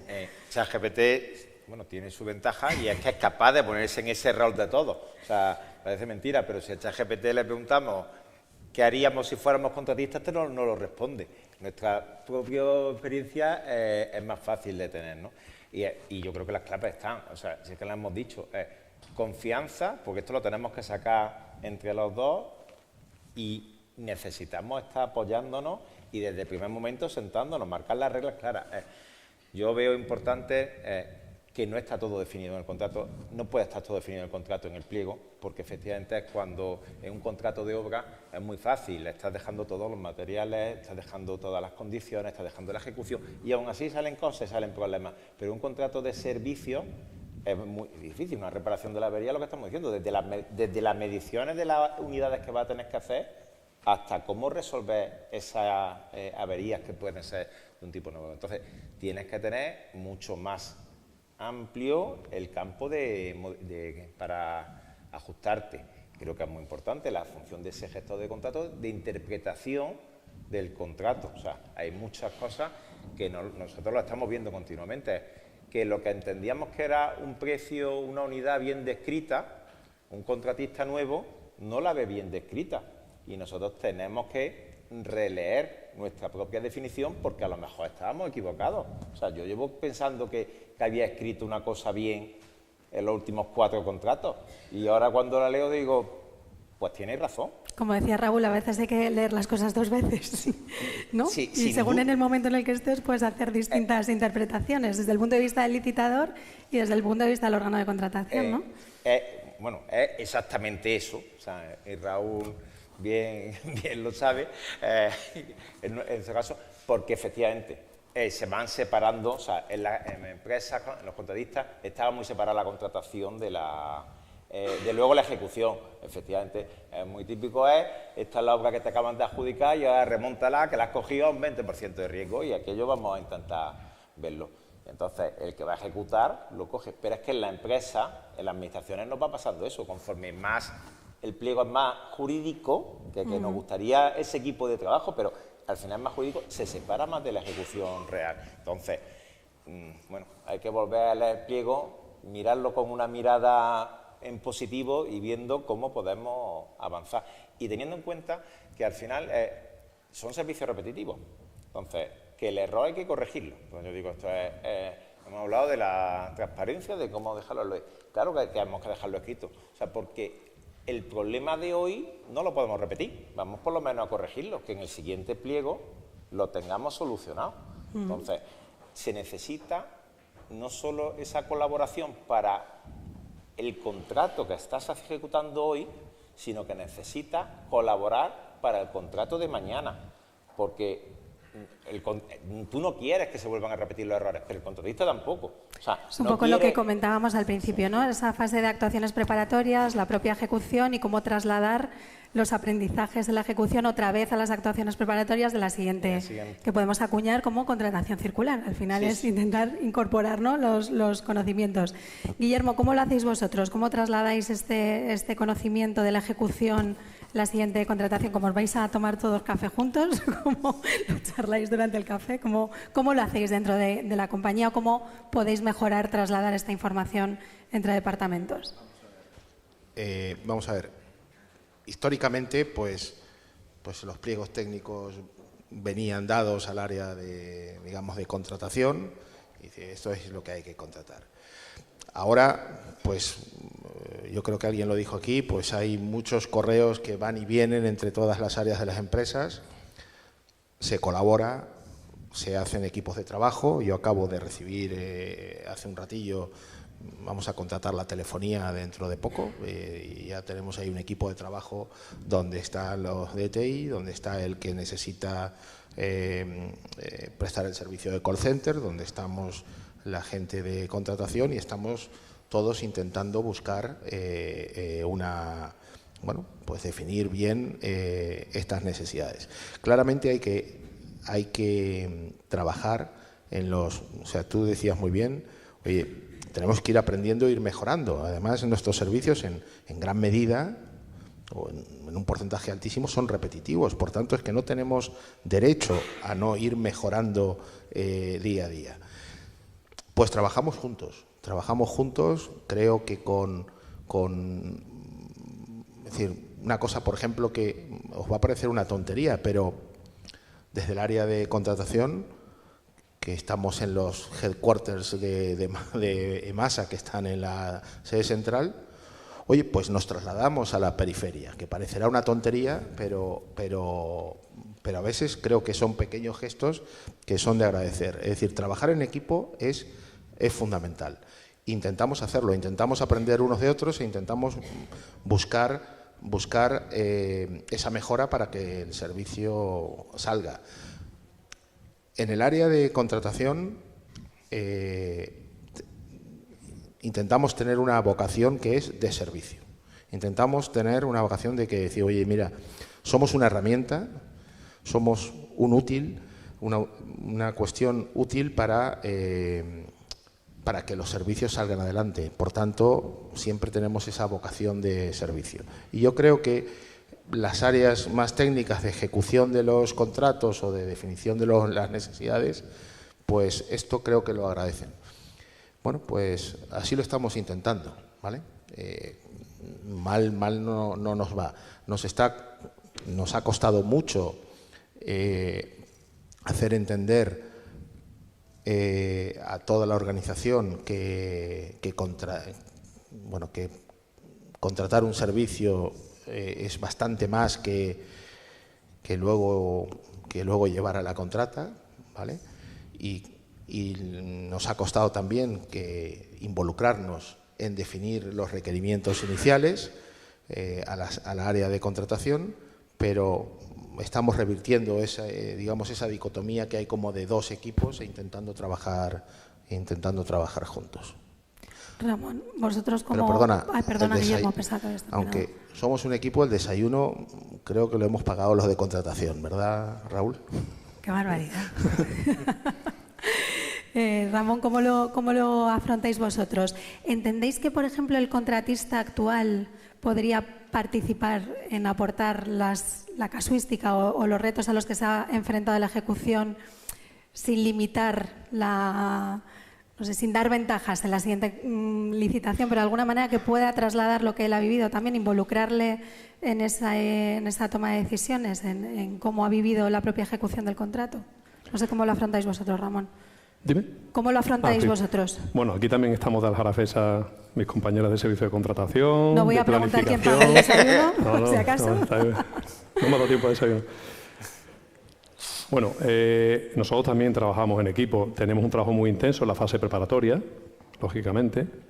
Sí que es cierto que con el paso de los años vamos limando nuestras asperezas, porque nos pasa mucho que los técnicos nos metemos a juristas, y también pues le pasa al servicio de contratación que a veces pues también nos sentimos que entran en nuestro territorio. ¿No? Esto es mutuo y hemos ido aprendiendo los unos con los otros, bueno, pues a entender lo que estamos queriendo transmitir y a reconocer la aportación que eso puede suponer. Durante la fase de ejecución, bueno, en la licitación, por supuesto, relación muy intensa, y se aprende mucho y se da respuesta conjunta a todas las situaciones que se producen. Pues claro, no solo es una respuesta técnica o resolver un problema técnico, sino que tiene toda la parte de la tramitación en la que estamos insertos o inmersos y que no podemos ir por la buena. En la fase de ejecución ya esa relación no es tan íntima, solo cuando aparece necesidad de una modificación de un contrato, de una aplicación de una penalización o de alguna situación que surge y que un responsable de contrato no puede gestionar él solo. Y luego la siguiente licitación. Me preguntabas por... Involucrar al contratista, en esa fase. Bueno, si la relación esa que hay con el contratista es de confianza, como dije al principio, sabemos cómo ha ido la explotación y sabemos cuáles han sido los problemas. No es necesario que aparezca el contratista, porque además, bueno, cuando estamos en días previos o semanas previas o meses previos a una licitación, el contratista suele aparecer, tiene interés en hablar con nosotros, tiene interés en, bueno, pues, no sé, un interés lícito, por supuesto, en que le damos la cara, que está ahí, que tiene interés en el servicio, que lo buena que es Aljarafesa, todas estas cosas. Pero yo diría que no es momento para que se sumen al diseño de un servicio. Ese momento es anterior, es cuando estamos ejecutando el contrato. Ahí es donde hay la confianza para decir, oye, habéis puesto aquí una cosa que es imposible de cumplir y me estás obligando a cumplirla porque va a poner el pliego, pero piénsatelo bien, porque recuerdo, no somos los expertos, somos los responsables, pero los expertos en la materia son los contratistas. Entonces tenemos que tener también la humildad para escuchar lo que dicen, quitar la paja de lo que nos están diciendo y entender el mensaje, porque es el momento de aprender durante la ejecución del contrato. Sin duda. Precisamente ahora, con el tema de los PERTE de digitalización del ciclo urbano del agua, que es un tema de rabiosa actualidad, ¿crees, José Antonio, que esta digitalización de los servicios puede permitir un mejor control en la ejecución de los mismos por parte del órgano de contratación? ¿Podemos aprovechar esta ola que tenemos ahora mismo? Sin duda. O sea, yo creo que el PERTE es una oportunidad para todo, porque, bueno, estamos hablando, por ejemplo, de transparencia. Al final, efectivamente, estamos muy acostumbrados a instrucciones, indicaciones y que no queden escritas, que no queden recogidas, no escribir. Bueno, pues hay muchas cosas que se pueden con medios documentar, pero no es solo instrucciones, operaciones o ese libro de orden, ¿no? Sino que estamos hablando también efectivamente de medición de parámetros, de indicadores, de supervisión sin ejercer de policía, sino simplemente es que todos estamos trabajando, bueno, en esa mejora de los indicadores del contrato. En el momento que estamos mejorando la medición de nuestros indicadores, de nuestro propio desarrollo, pues lo tiene. Y al final el PERTE es una posibilidad muy grande que nos da el meter dinero en nuestro sector para algo que yo creo que es una necesidad imperiosa, que es mejorar aún más la gestión del agua. Y para ello los contratistas son esenciales. Estaba precisamente pensando que el lunes el Ministerio mandó la guía de justificación del PERTE a los proyectos que habían resultado beneficiarios en la primera convocatoria. Igual habría que hacer una guía de ejecución de los contratos una vez adjudicas, con esa documentación que además ponía Raúl de manifiesto, que es importante ver para el resto de los licitadores que no ganaron o no fueron adjudicatarios en ese expediente. Pues con esto cerramos, que además creo que vamos más o menos en hora. Agradeceros a los tres vuestra participación y dar paso a los siguientes ponentes. Muchas gracias.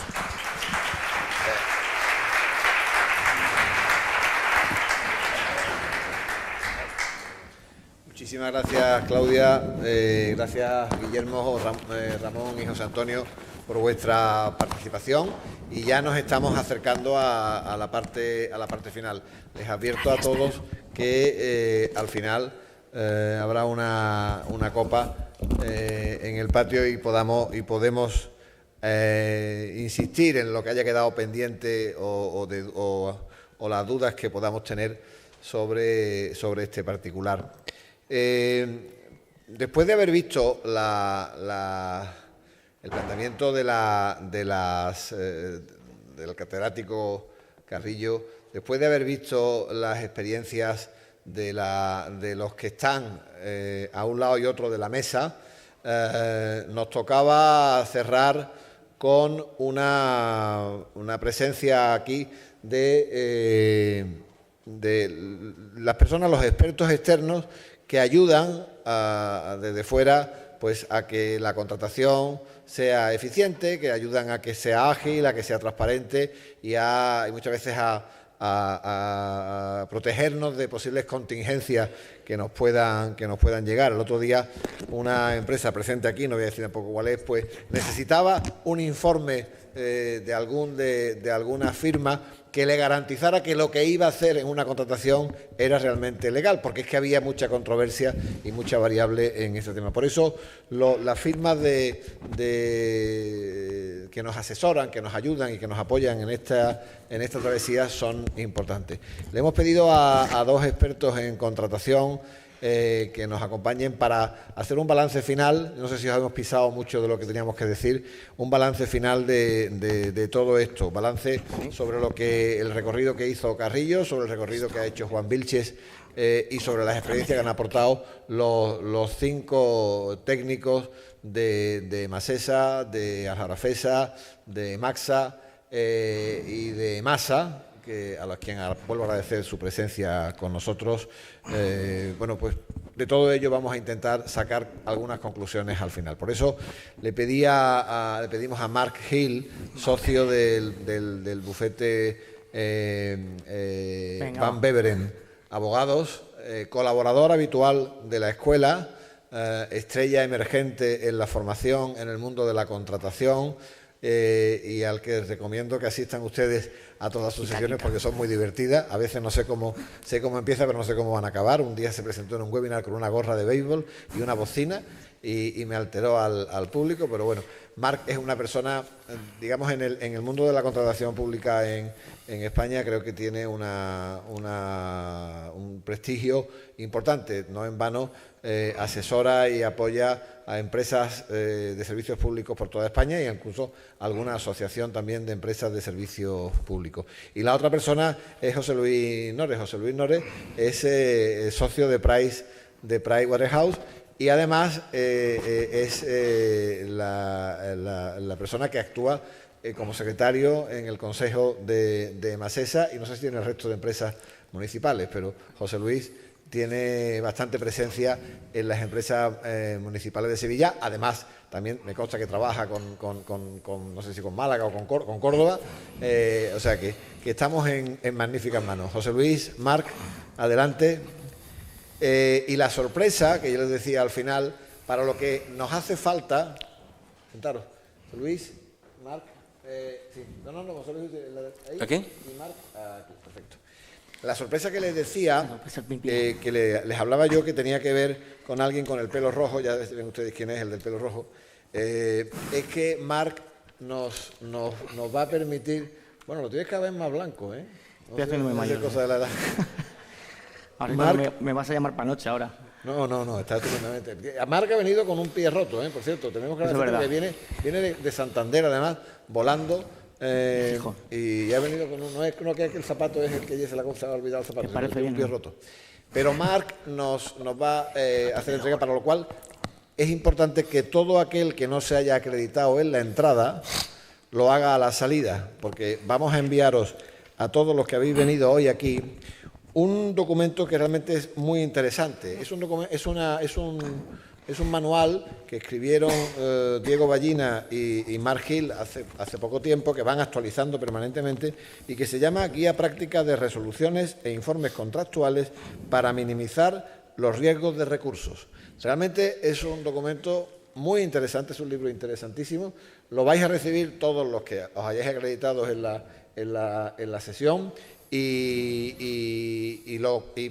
si alguien lo quiere en papel, incluso también se lo podríamos mandar en papel, pero lo vayan a tener en formato PDF en cuanto acabemos la sesión. El que no se haya acreditado, que lo haga, y el que no se haya acreditado de ninguna manera, que nos deje además el correo electrónico para poder enviárselo. Marc, José Luis, hablamos ayer de que ibais a tener un diálogo abierto, así que yo os dejo a los dos. Como sabéis tantísimo, no me atrevo ni a sentarme, así que no sé quién empieza de los dos. Te puedes quedar con nosotros si quieres. Te puedes quedar con nosotros. Yo me quedo con nosotros sin micrófono, pero me quedo. Así que adelante, Marc. Bueno, gracias a Jesús, gracias a la escuela por estar aquí en este elenco de capital humano tan importante, y no lo digo por decir, sino que ha sido un placer escucharos a todos, y gracias también, Jesús, por permitirme estar con José Luis en este panel.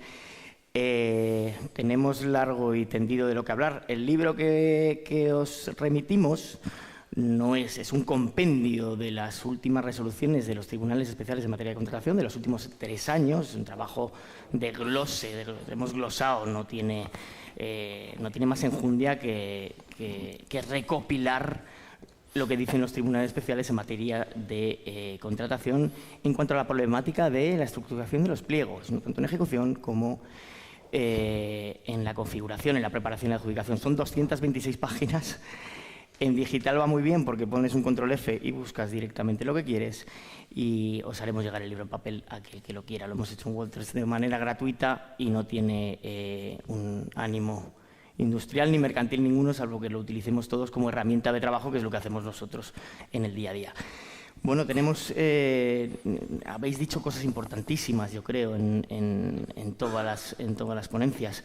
Hemos hablado de la profesionalización del sector, en tanto en cuanto el responsable del contrato, que nos decía nuestro compañero Juan Vilchez, tiene que tener una formación. Nosotros, José Luis, veníamos en las empresas públicas y en los poderes adjudicadores, no administración pública, veníamos, yo siempre lo digo, del Far West.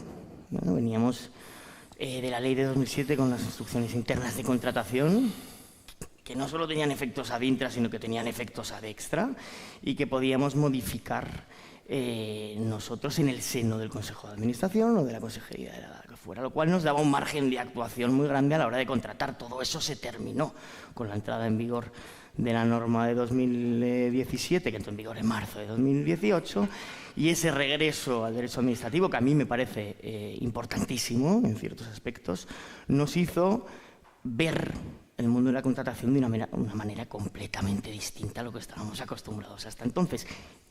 Entre otras cosas, en esas funciones del responsable del contrato. Nosotros estamos acostumbrados, José Luis, a trabajar mucho en la preparación y adjudicación, muchísimo, poniendo todo de nuestra parte para que realmente consigamos un procedimiento de licitación acorde a la normativa y tengamos el adjudicatario que queremos, pero no prestábamos atención a la ejecución contractual. Es decir, la ejecución contractual es el gran olvidado, yo creo, ¿no? ¿Por qué? Porque en ese artículo 62 en las que se reflejan digamos, de las funciones del responsable del contrato, hasta entonces existía, pero no tenía relevancia jurídica, ¿sí? Fijaos que no solo, y hablaba nuestro compañero, también está previsto que se externalice. Nadie lo hace porque no hay un control excesivo de la ejecución contractual. No existe, sí de la preparación.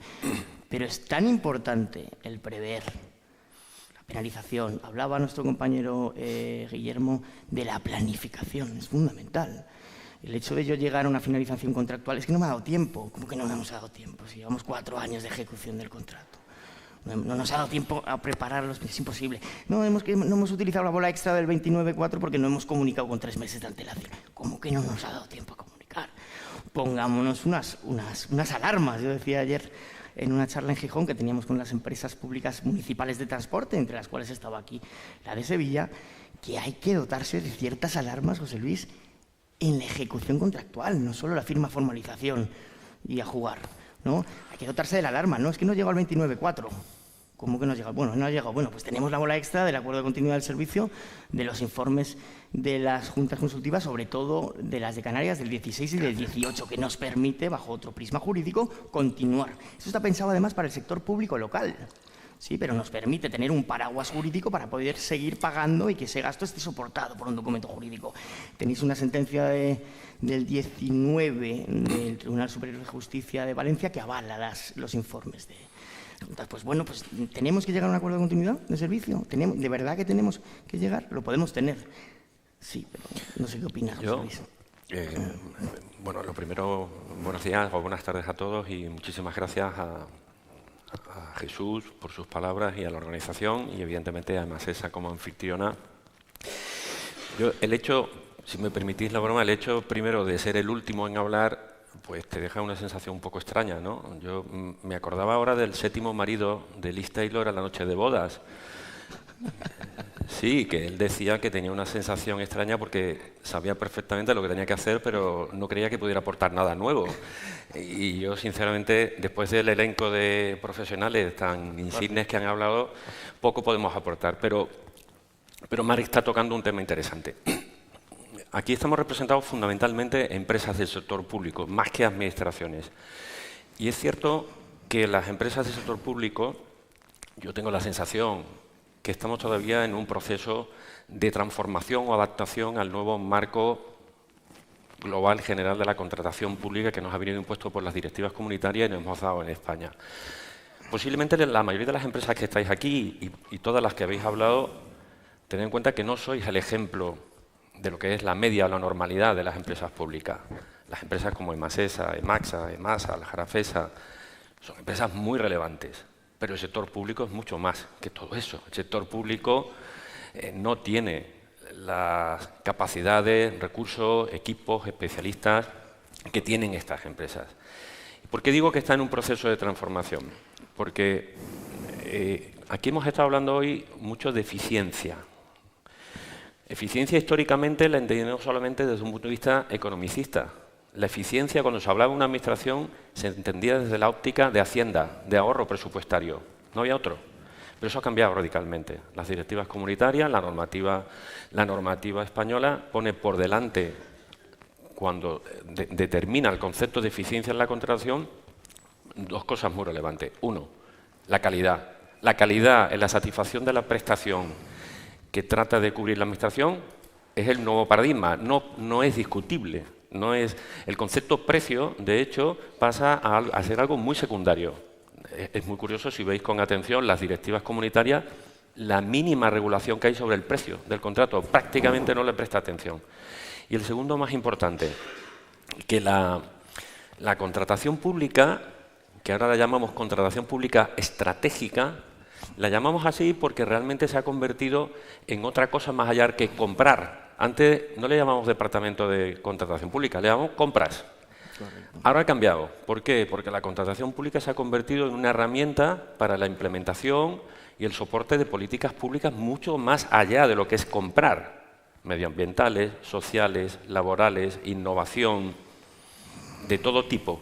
Todo eso ha venido a adherirse a la gestión de la contratación pública. Si eso lo ponemos encima de un sector público adaptado o históricamente habituado a comprar y a gestionar facturas, que era lo que hacíamos correctamente, nos encontramos que esa reconversión con mayores exigencias, no digo ya en la licitación y en el procedimiento, que es bien conocida, que son infinitamente más rigurosas que hace 15 años, y a eso le añadimos en la de ejecución, cuando se nos hace responsables del seguimiento de las normas laborales de la empresa, del contratista, medioambientales, eso lo hace particularmente complejo. ¿Para eso qué hace falta? Pues yo creo que estamos en un proceso, creo que fue antes Guillermo quien mencionó el tema de seguridad de salud. Cuando en el año 97 se dicta la primera norma sobre seguridad de salud en España, todas las empresas que están aquí, privadas y públicas, nos echamos las manos a la cabeza. Aquello era la revolución, tardamos en adaptarnos. ¿Alguien duda que hoy día la seguridad de salud está completamente interiorizada en nuestros procedimientos de trabajo hasta convertirlo en una normalidad? Pues con la contratación tiene que suceder lo mismo. Yo creo que en gran parte en la fase de licitación, sobre todo en las entidades de un mayor tamaño, ya lo han conseguido.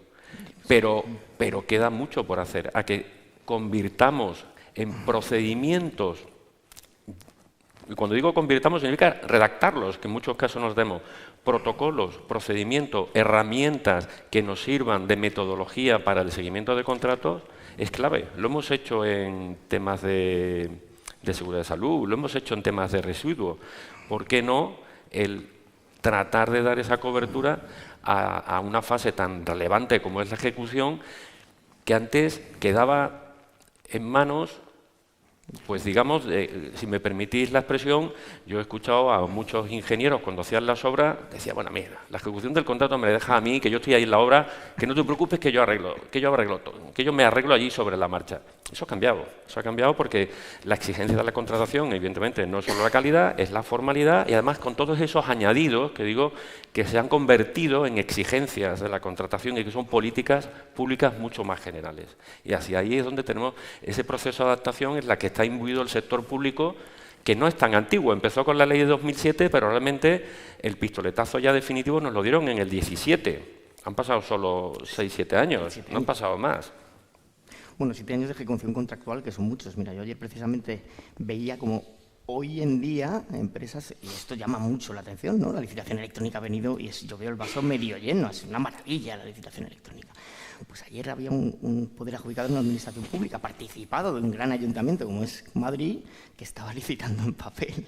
Muchos. Hoy en día, ¿no? Muchos y el todavía. Congreso hace poco, eso llama la atención, ¿no? Es decir, que hay cosas que tenemos que imbuirnos de ello porque tenemos que verle el lado positivo. Licitar hoy en día es mucho, para mi punto de vista, sobre todo en el poder adjudicador en una administración pública, mucho más sencillo y nos ha dado herramientas tremendas. Decía Guillermo antes, y a raíz de lo de la fiscalización, de la ejecución contractual, estábamos hablando de policía y de fiscalización, ¿no? De las palabras esas que pues, tienen una connotación un poquito agresiva, ¿no? Y yo he apuntado, me ha llamado la atención y he dicho, no, vamos a hablar de la gestión o de la evolución del control de la ejecución contractual, ¿no? Que tiene que ser un híbrido entre los dos. Estamos hablando de muchas cosas, estamos hablando de penalizaciones, estamos hablando de acuerdos de continuidad, estamos hablando de prohibiciones de contratar que no se ponen, estamos hablando, alguien ha dicho antes, oiga, es que usted ha ganado y ha tenido una adjudicación por unos plazos de entrega, a lo mejor José Luis, o por unos términos exclusivos del contrato. Esos criterios en los pliegos tienen que ir acompañados de unas penalizaciones que sean reales, es decir, porque si no convertimos los criterios en papel mojado y la ejecución se convierte en algo etéreo, ¿no? Es decir, sí. Tiene que haber. ¿Y eso cuál es la función, José Luis? Aquí hay una cosa, vamos a ver, hay un artículo en la ley de contratos del sector público que por pura obviedad se nos olvida, y es el que dice que los contratos deberán cumplirse en el tenor de sus cláusulas. Pues parece que se nos olvida. A veces que lo dice, es de perogrullo, pero es así. Sí, pero ¿por qué? Claro, ¿con qué? No hay un seguimiento. ¿Con qué? Entonces, yo parto de que una labor fundamental de la fase de ejecución es anterior incluso a la licitación. Me explico. Aquí se ha hablado muchísimo de planificación. Mentira. Mentira. Sinceramente, no pongo el ejemplo de las empresas. Aquí digo, el sector público, mentira. En la memoria del año pasado de la Oriescom, publicaba que creo que era el 1,1% de los organismos publicaban su planificación. Y de los que no la publicaban, yo dudo que posiblemente es porque no la tienen. O sea, no nos engañemos, eso de la planificación. O es que la cláusula, el artículo 29.4 de pronto ha desaparecido, o no estamos todo el día aplicándolo, o es que los contratos puente, los famosos contratos puente, que era una excepción, nos han convertido en la normalidad. O sea, no nos engañemos.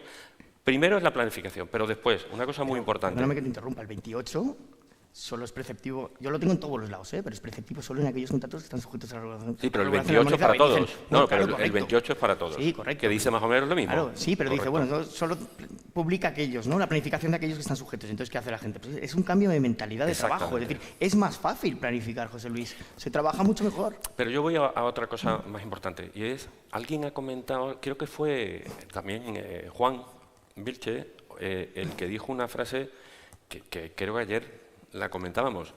No pidas lo que no puedas exigir. ¿A qué me refiero?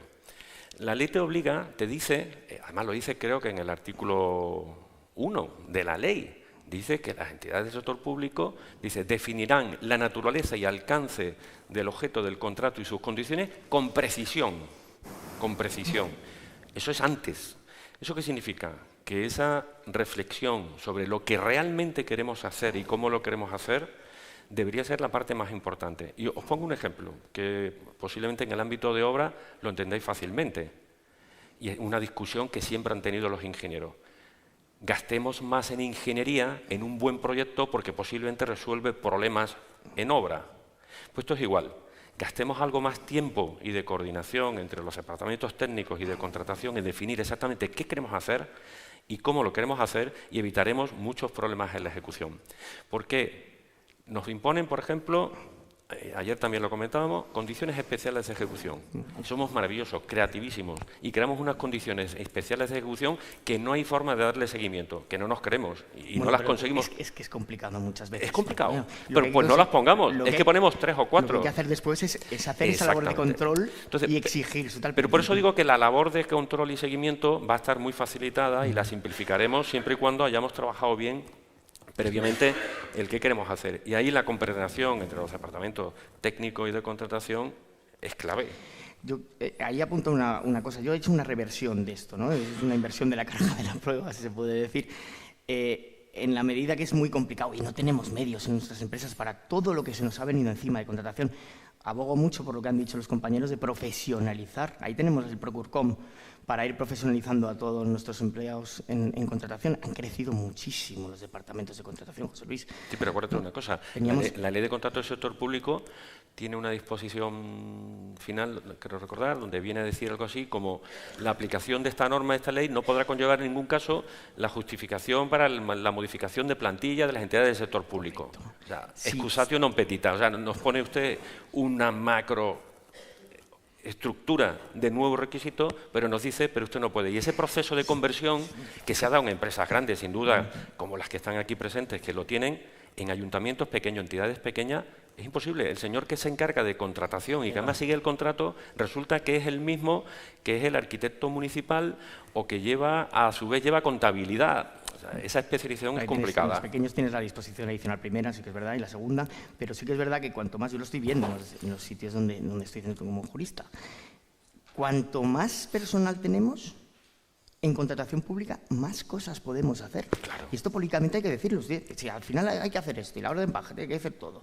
Cuanto más equipo tengamos, menos problemática vamos a tener a la hora después. Ahora nos han bajado los umbrales, tenemos los recursos, todo el mundo estamos pendientes de este tipo de cosas de configuración. Después tenemos muchas más cosas de ejecución. Si profesionalizamos el sector, hay que concienciar también al responsable, que no es solo poner su nombre o su cargo en el CCP o en el pliego de condiciones administrativas, ¿no? Todo eso requiere después de un seguimiento. El seguimiento es para todo, para las alarmas. Hay que formar al personal del responsable del contrato. No, es que ahora eres responsable del contrato y vas a tener que hacer esto. Más cosas. Más cosas me tienen que hacer, ¿no? Por lo mismo, además. Y el sector público es como es y todos lo conocemos, pero sí que es verdad que hay que hacer una formación extra al responsable del contrato para indicarles cuáles son sus funciones. Y no solo formación, Marc. Alguien ha comentado, Claudia, creo que en la última ponencia le preguntaba a José Antonio sobre guías, elaborar guías. Sí, claro, es que ese es el camino. Hay que protocolizar y crear herramientas, instrumentos donde un responsable del contrato sepa exactamente en cada momento qué funciones tiene que cumplir, qué tiene que hacer, dónde tienen que saltar esa alarma, y eso hay que regularlo. Porque normalmente el responsable del contrato, creo que Juan también lo decía en una frase que me pareció muy interesante, le exigimos al responsable que es un técnico que sepa de derecho y al responsable que es jurídico que sepa de técnica.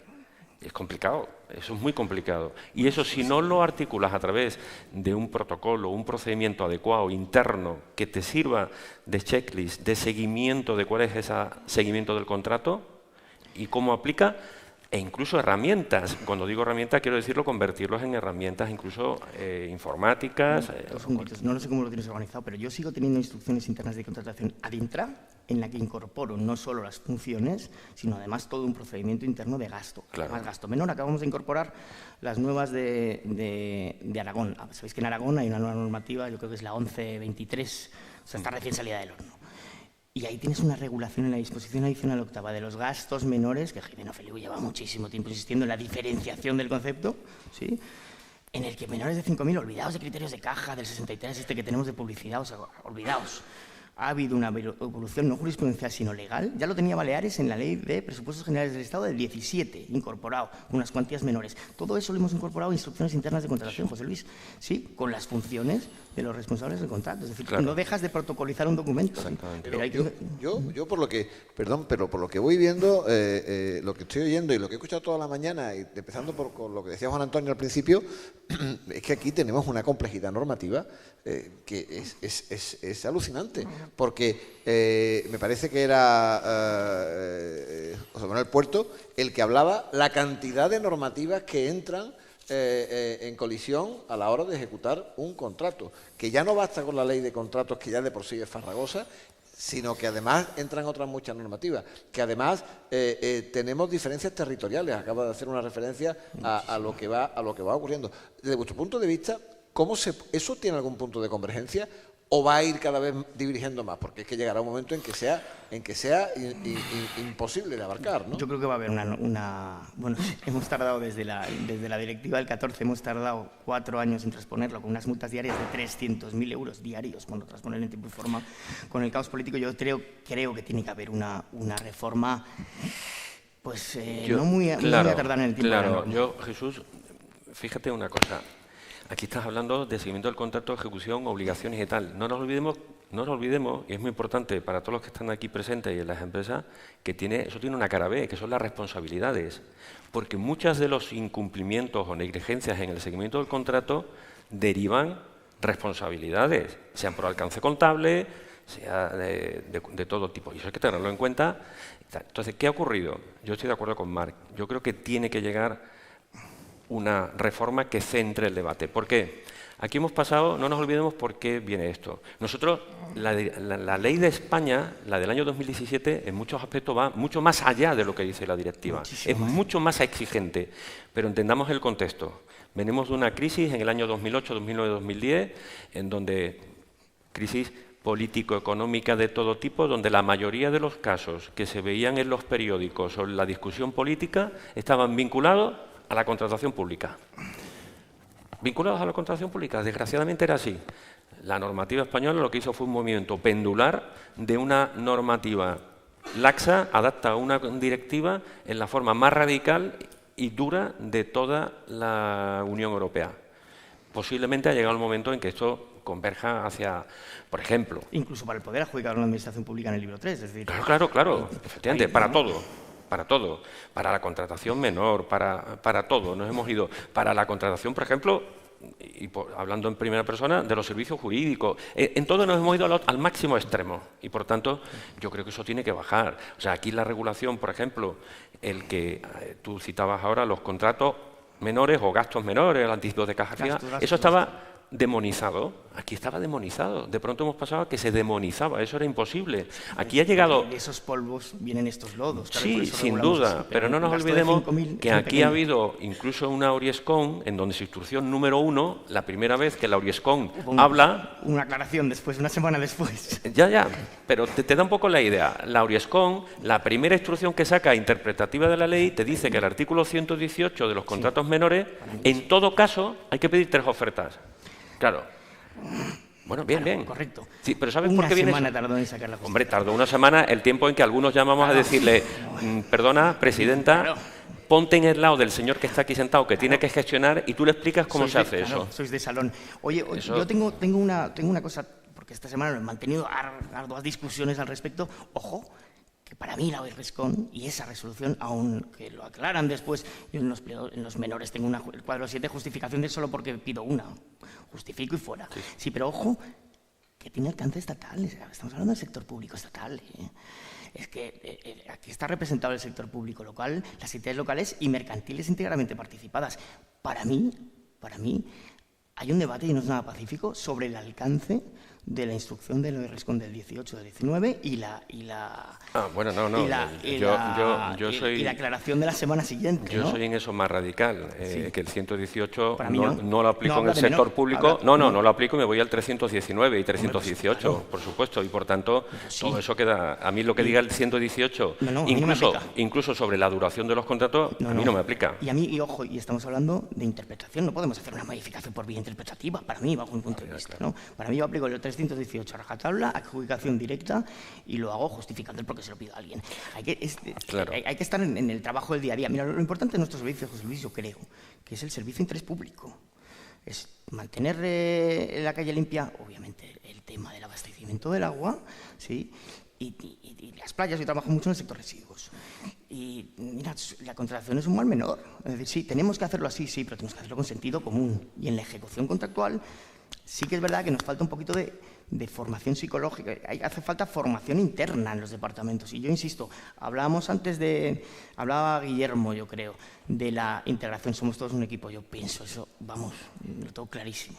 Fijaos lo que hemos hecho en los últimos años, lo que hemos hecho nosotros mucho es trabajar en la homologación de los proveedores con sistemas de racionalización en algunos sitios, y son públicos, después se los mandas a todos porque lo veréis, hoy está todo publicado en la plataforma de contratación. Hemos sacado más de 200 y pico acuerdos marco, abiertos, cerrados y mixtos, a los efectos de reducir esa contratación menor. Ahora lo estamos haciendo con los sistemas dinámicos de adquisición, ¿no? Que nos ha venido el mundo a ver, en el sentido de que si lo combinas el 36 de la directiva con el 38, José Luis, no tienes que esperar 10 días con un catálogo electrónico. Bueno, pues en esos sitios, la integración con el departamento financiero, es decir, un buen RP de control de la ejecución contractual en el departamento financiero, que tenga controlado todo, y no es tan difícil, ¿eh? Mira, Dynamics en Microsoft tiene una aplicación que con unos parches y un año de trabajo se consigue, porque yo lo he visto en el día a día, un efecto impresionante. Es un cambio tremendo de la ejecución contractual. Y hemos integrado la parte financiera con la parte jurídica, que ya sabes que siempre estamos ahí, dale que te pego, ¿sí? Para un trabajo conjunto. Y fijaos la reducción de trabajo, en el sentido de que todos los basados o específicos en los sistemas dinámicos, ¿no? La nomenclatura me da igual, de cada uno de los contratos que traen causa de sistemas de racionalización, ya no te digo trimestralmente como el 335, tocas un botón y nosotros estamos publicando en la plataforma de contratación, administración documentos, mensualmente. Porque no hay trabajo ya. Es decir, tú, ¡pim!, le das al botón y lo cuelgas. Fíjate el cumplimiento de la ejecución contractual, que en sencillo es, sin contratos, sin formalizazación. Es decir, tenemos que avanzar un poquito en la conceptualización de cómo compramos. Sin duda, Marc, pero no por rebajar tu entusiasmo, pero vuelvo a lo mismo, absolutamente de acuerdo, que las empresas que están aquí representadas son la crema del sector público. Porque en la mayoría de entidades del sector público, cuando hablas de este tema, te dicen, sí, eso está muy bien, pero yo para gestionar un acuerdo marco, un sistema dinámico de adquisición, primero tengo un trabajo de hacer hay que trabajar, claro, un referenciado de todos los posibles productos, unidades, con sus precios, que no tengo capacidad, desgraciadamente. Pero escucha, te hablo de la praxis, ¿eh? O sea, no te estoy hablando de algo futurible. O sea, está publicado en la plataforma. Yo llevo trabajando hemos hecho muchos, pero le tenemos que ayudar, porque en muchos casos no tienen esa capacidad. Dice, es que yo llevo el taller de la empresa de transporte y quieres que saque un acuerdo marco, un sistema. Tengo 4.000 referencias. Mira, lo hemos hecho. Mira, yo vengo de hablar, lo hemos hecho en las empresas me encanta este rollo porque vengo de hacerlo en las empresas municipales de transporte. Acabamos de hacer un sistema dinámico de adquisición para taller en Emtusa, que es la empresa municipal de transportes de Gijón. En la misma problemática me estás diciendo. Exactamente. Igual, pero lo hemos sacado. Porque el establecimiento del sistema no implica que tengas que hacer ad hoc con el catálogo electrónico, que tengas que hacer ad hoc la construcción en el momento del establecimiento de todo. Tú puedes ir añadiendo y al final estás trabajando con Excel. Pero es que no existe un histórico de los pedidos que hace el jefe de taller. Claro que existe. Hay que ponerse. Claro, es que hay que ponerse, claro. Pero después la praxis, la ejecución contractual... Lo que tienen que ver es que ese trabajo, esfuerzo inicial, le va a suponer un ahorro brutal en el cabo de los siguientes años. Es un cambio de mentalidad, correcto. Oye, yo sé que estaríais hablando horas sobre este tema porque os apasiona el tema y se os vamos nota. A empezar, ¿no? Y además, a medida que más se apasiona, se entiende menos, porque claro, la verdad que te llena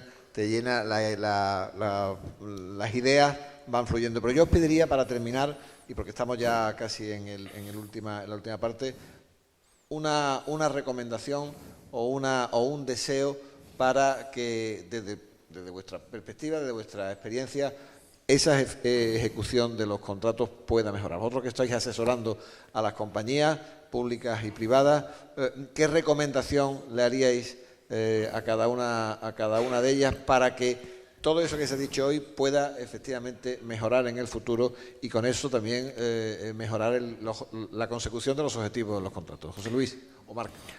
Bueno, yo tengo una frase que es la recopilación y el compendio de lo que han dicho nuestros compañeros hoy aquí en el Estado, que es organización, integración, que hablaba Guillermo, profesionalización, que ha dicho Juan, y trabajar conjuntamente dentro del equipo, trabajo conjunto dentro del equipo de integración, el departamento técnico, el financiero, la dirección de producción y la dirección jurídica, para crear instrumentos que faciliten nuestro trabajo en la ejecución contractual, tanto para nosotros, los poderes adjudicadores, como para la gente que está fuera. Lógicamente, que también, insisto y yo lo comparto, forman parte del procedimiento y son compañeros de viaje y no es el enemigo.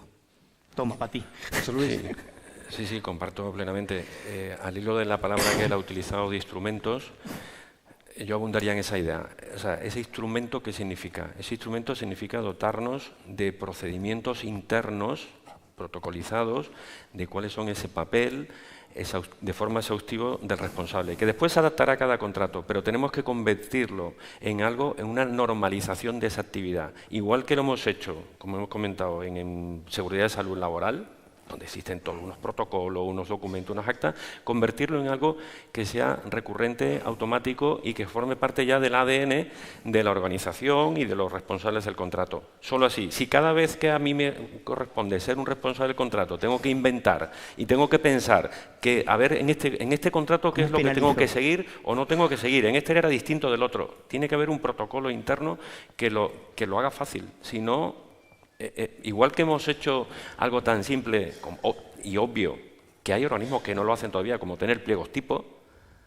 pues a nadie se le ocurre. Tenerlo, hombre, bueno, todavía los hay por ahí. Hay muchos organismos que hacen pliegos, se consideran artesanales y cada licitación es un pliego. En la ejecución tiene que existir procedimientos. Y hay entidades de las que están aquí presentes que tienen procedimientos muy válidos y razonables para el seguimiento, que son una especie, si me permitís la palabra grosera, un guía burros. Es que es un guía burros, que yo tenga que tener mi libro de seguimiento. Hablaba Guillermo de simplificación.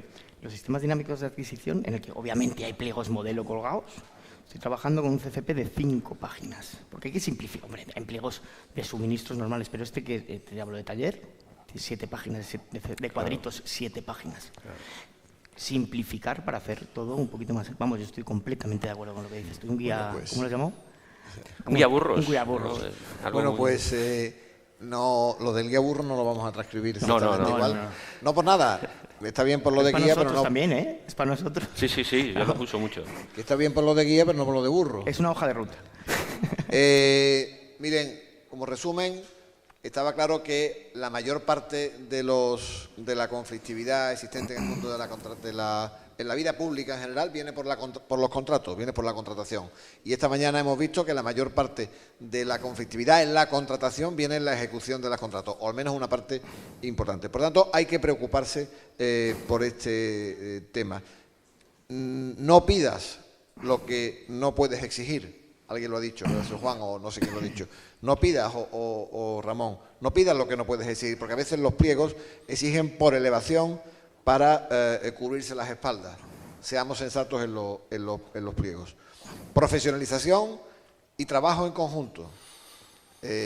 Formación de los responsables de la ejecución de los contratos. Procedimientos internos, guía burros. Procedimientos internos. En la medida que sea posible, vayamos atesorando esa inteligencia, no artificial, sino esa inteligencia de la organización a la hora de establecer una fórmula para controlar la ejecución de los contratos. Transcribámoslo, escribámoslo. Decía esta mañana José Manuel Puerto, Raúl, que es importante levantar acta de las cosas que se van haciendo y que cree que se quede ese repositorio de alguna manera donde vaya acumulando la inteligencia. Una legislación que tendrá que converger, al final vamos a tener que converger, porque es que esto cada vez está más disperso. Hay que interiorizar en las organizaciones la confluencia de objetivos, para que dentro de algunos años ChatGPT saque un objetivo para cada tema y no una dispersión de objetivos. Y eso forma parte de la cultura de la empresa, debe formar parte de la cultura de la empresa. Por tanto, hay un ejercicio conjunto, tanto por los contratistas como por los contratantes, que el objetivo es común, debe ser común y trabajar conjuntamente. Necesidad de planificación.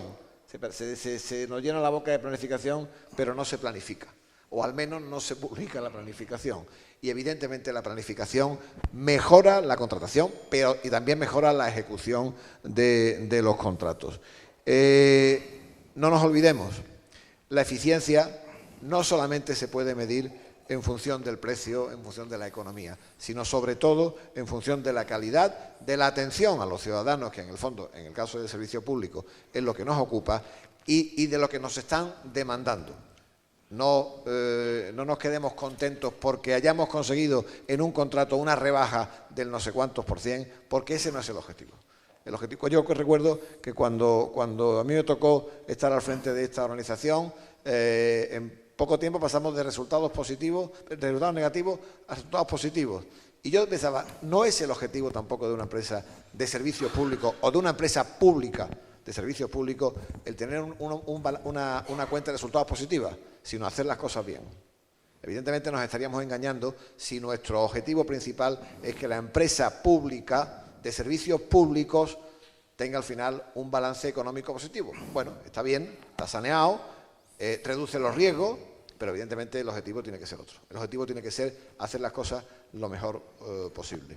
Casi como hemos intentado hacerla esta mañana con la colaboración de todos los que habéis participado. Y agradezco a Acciona, le decía a Juan Carlos que se quería hablar, pero dice que él ya ha hablado lo suficiente, con lo cual le eximo de esa responsabilidad. Gracias a Acciona, gracias a Emasesa, gracias a todas las empresas que habéis estado esta mañana con nosotros, y esperamos no haberos aburrido demasiado. Tenéis el regalo de la guía, no guía burro, sino una guía de recursos muy interesante, que os va a llegar en cuanto os acreditéis. Y lo único que pido al final es que todos los ponentes que habéis participado esta mañana subáis para hacernos una foto de familia aquí al estrado. Y ahora pasamos, si os parece... ¿Sí? No, iba a decir, Jesús, que al final algo he tenido que aportar. Ha quedado mi aportación con el guía burros. Perdón, que me están mandando un mensaje desde Fiscalía, que no sé qué pasa. Sí, Jesús, por favor, di dos cosas. Leo textualmente. Que los empleados de Emasesa sí. No sabemos leer. No, es broma. Que los empleados de Emasesa que no lo hayan hecho se acrediten en el listado de Paloma. Paloma es la compañera de Blanco que está en la puerta de en medio. Y que el móvil olvidado en el café es de Emasesa. Lo dejamos en seguridad. El móvil no debe tener cosas muy importantes, pero es de Emasesa. Así que ya, ¿algo más me tengo que decir? Nada más. Pues, por favor, que los ponentes suban arriba, nos hacemos fotos de familia y muchas gracias.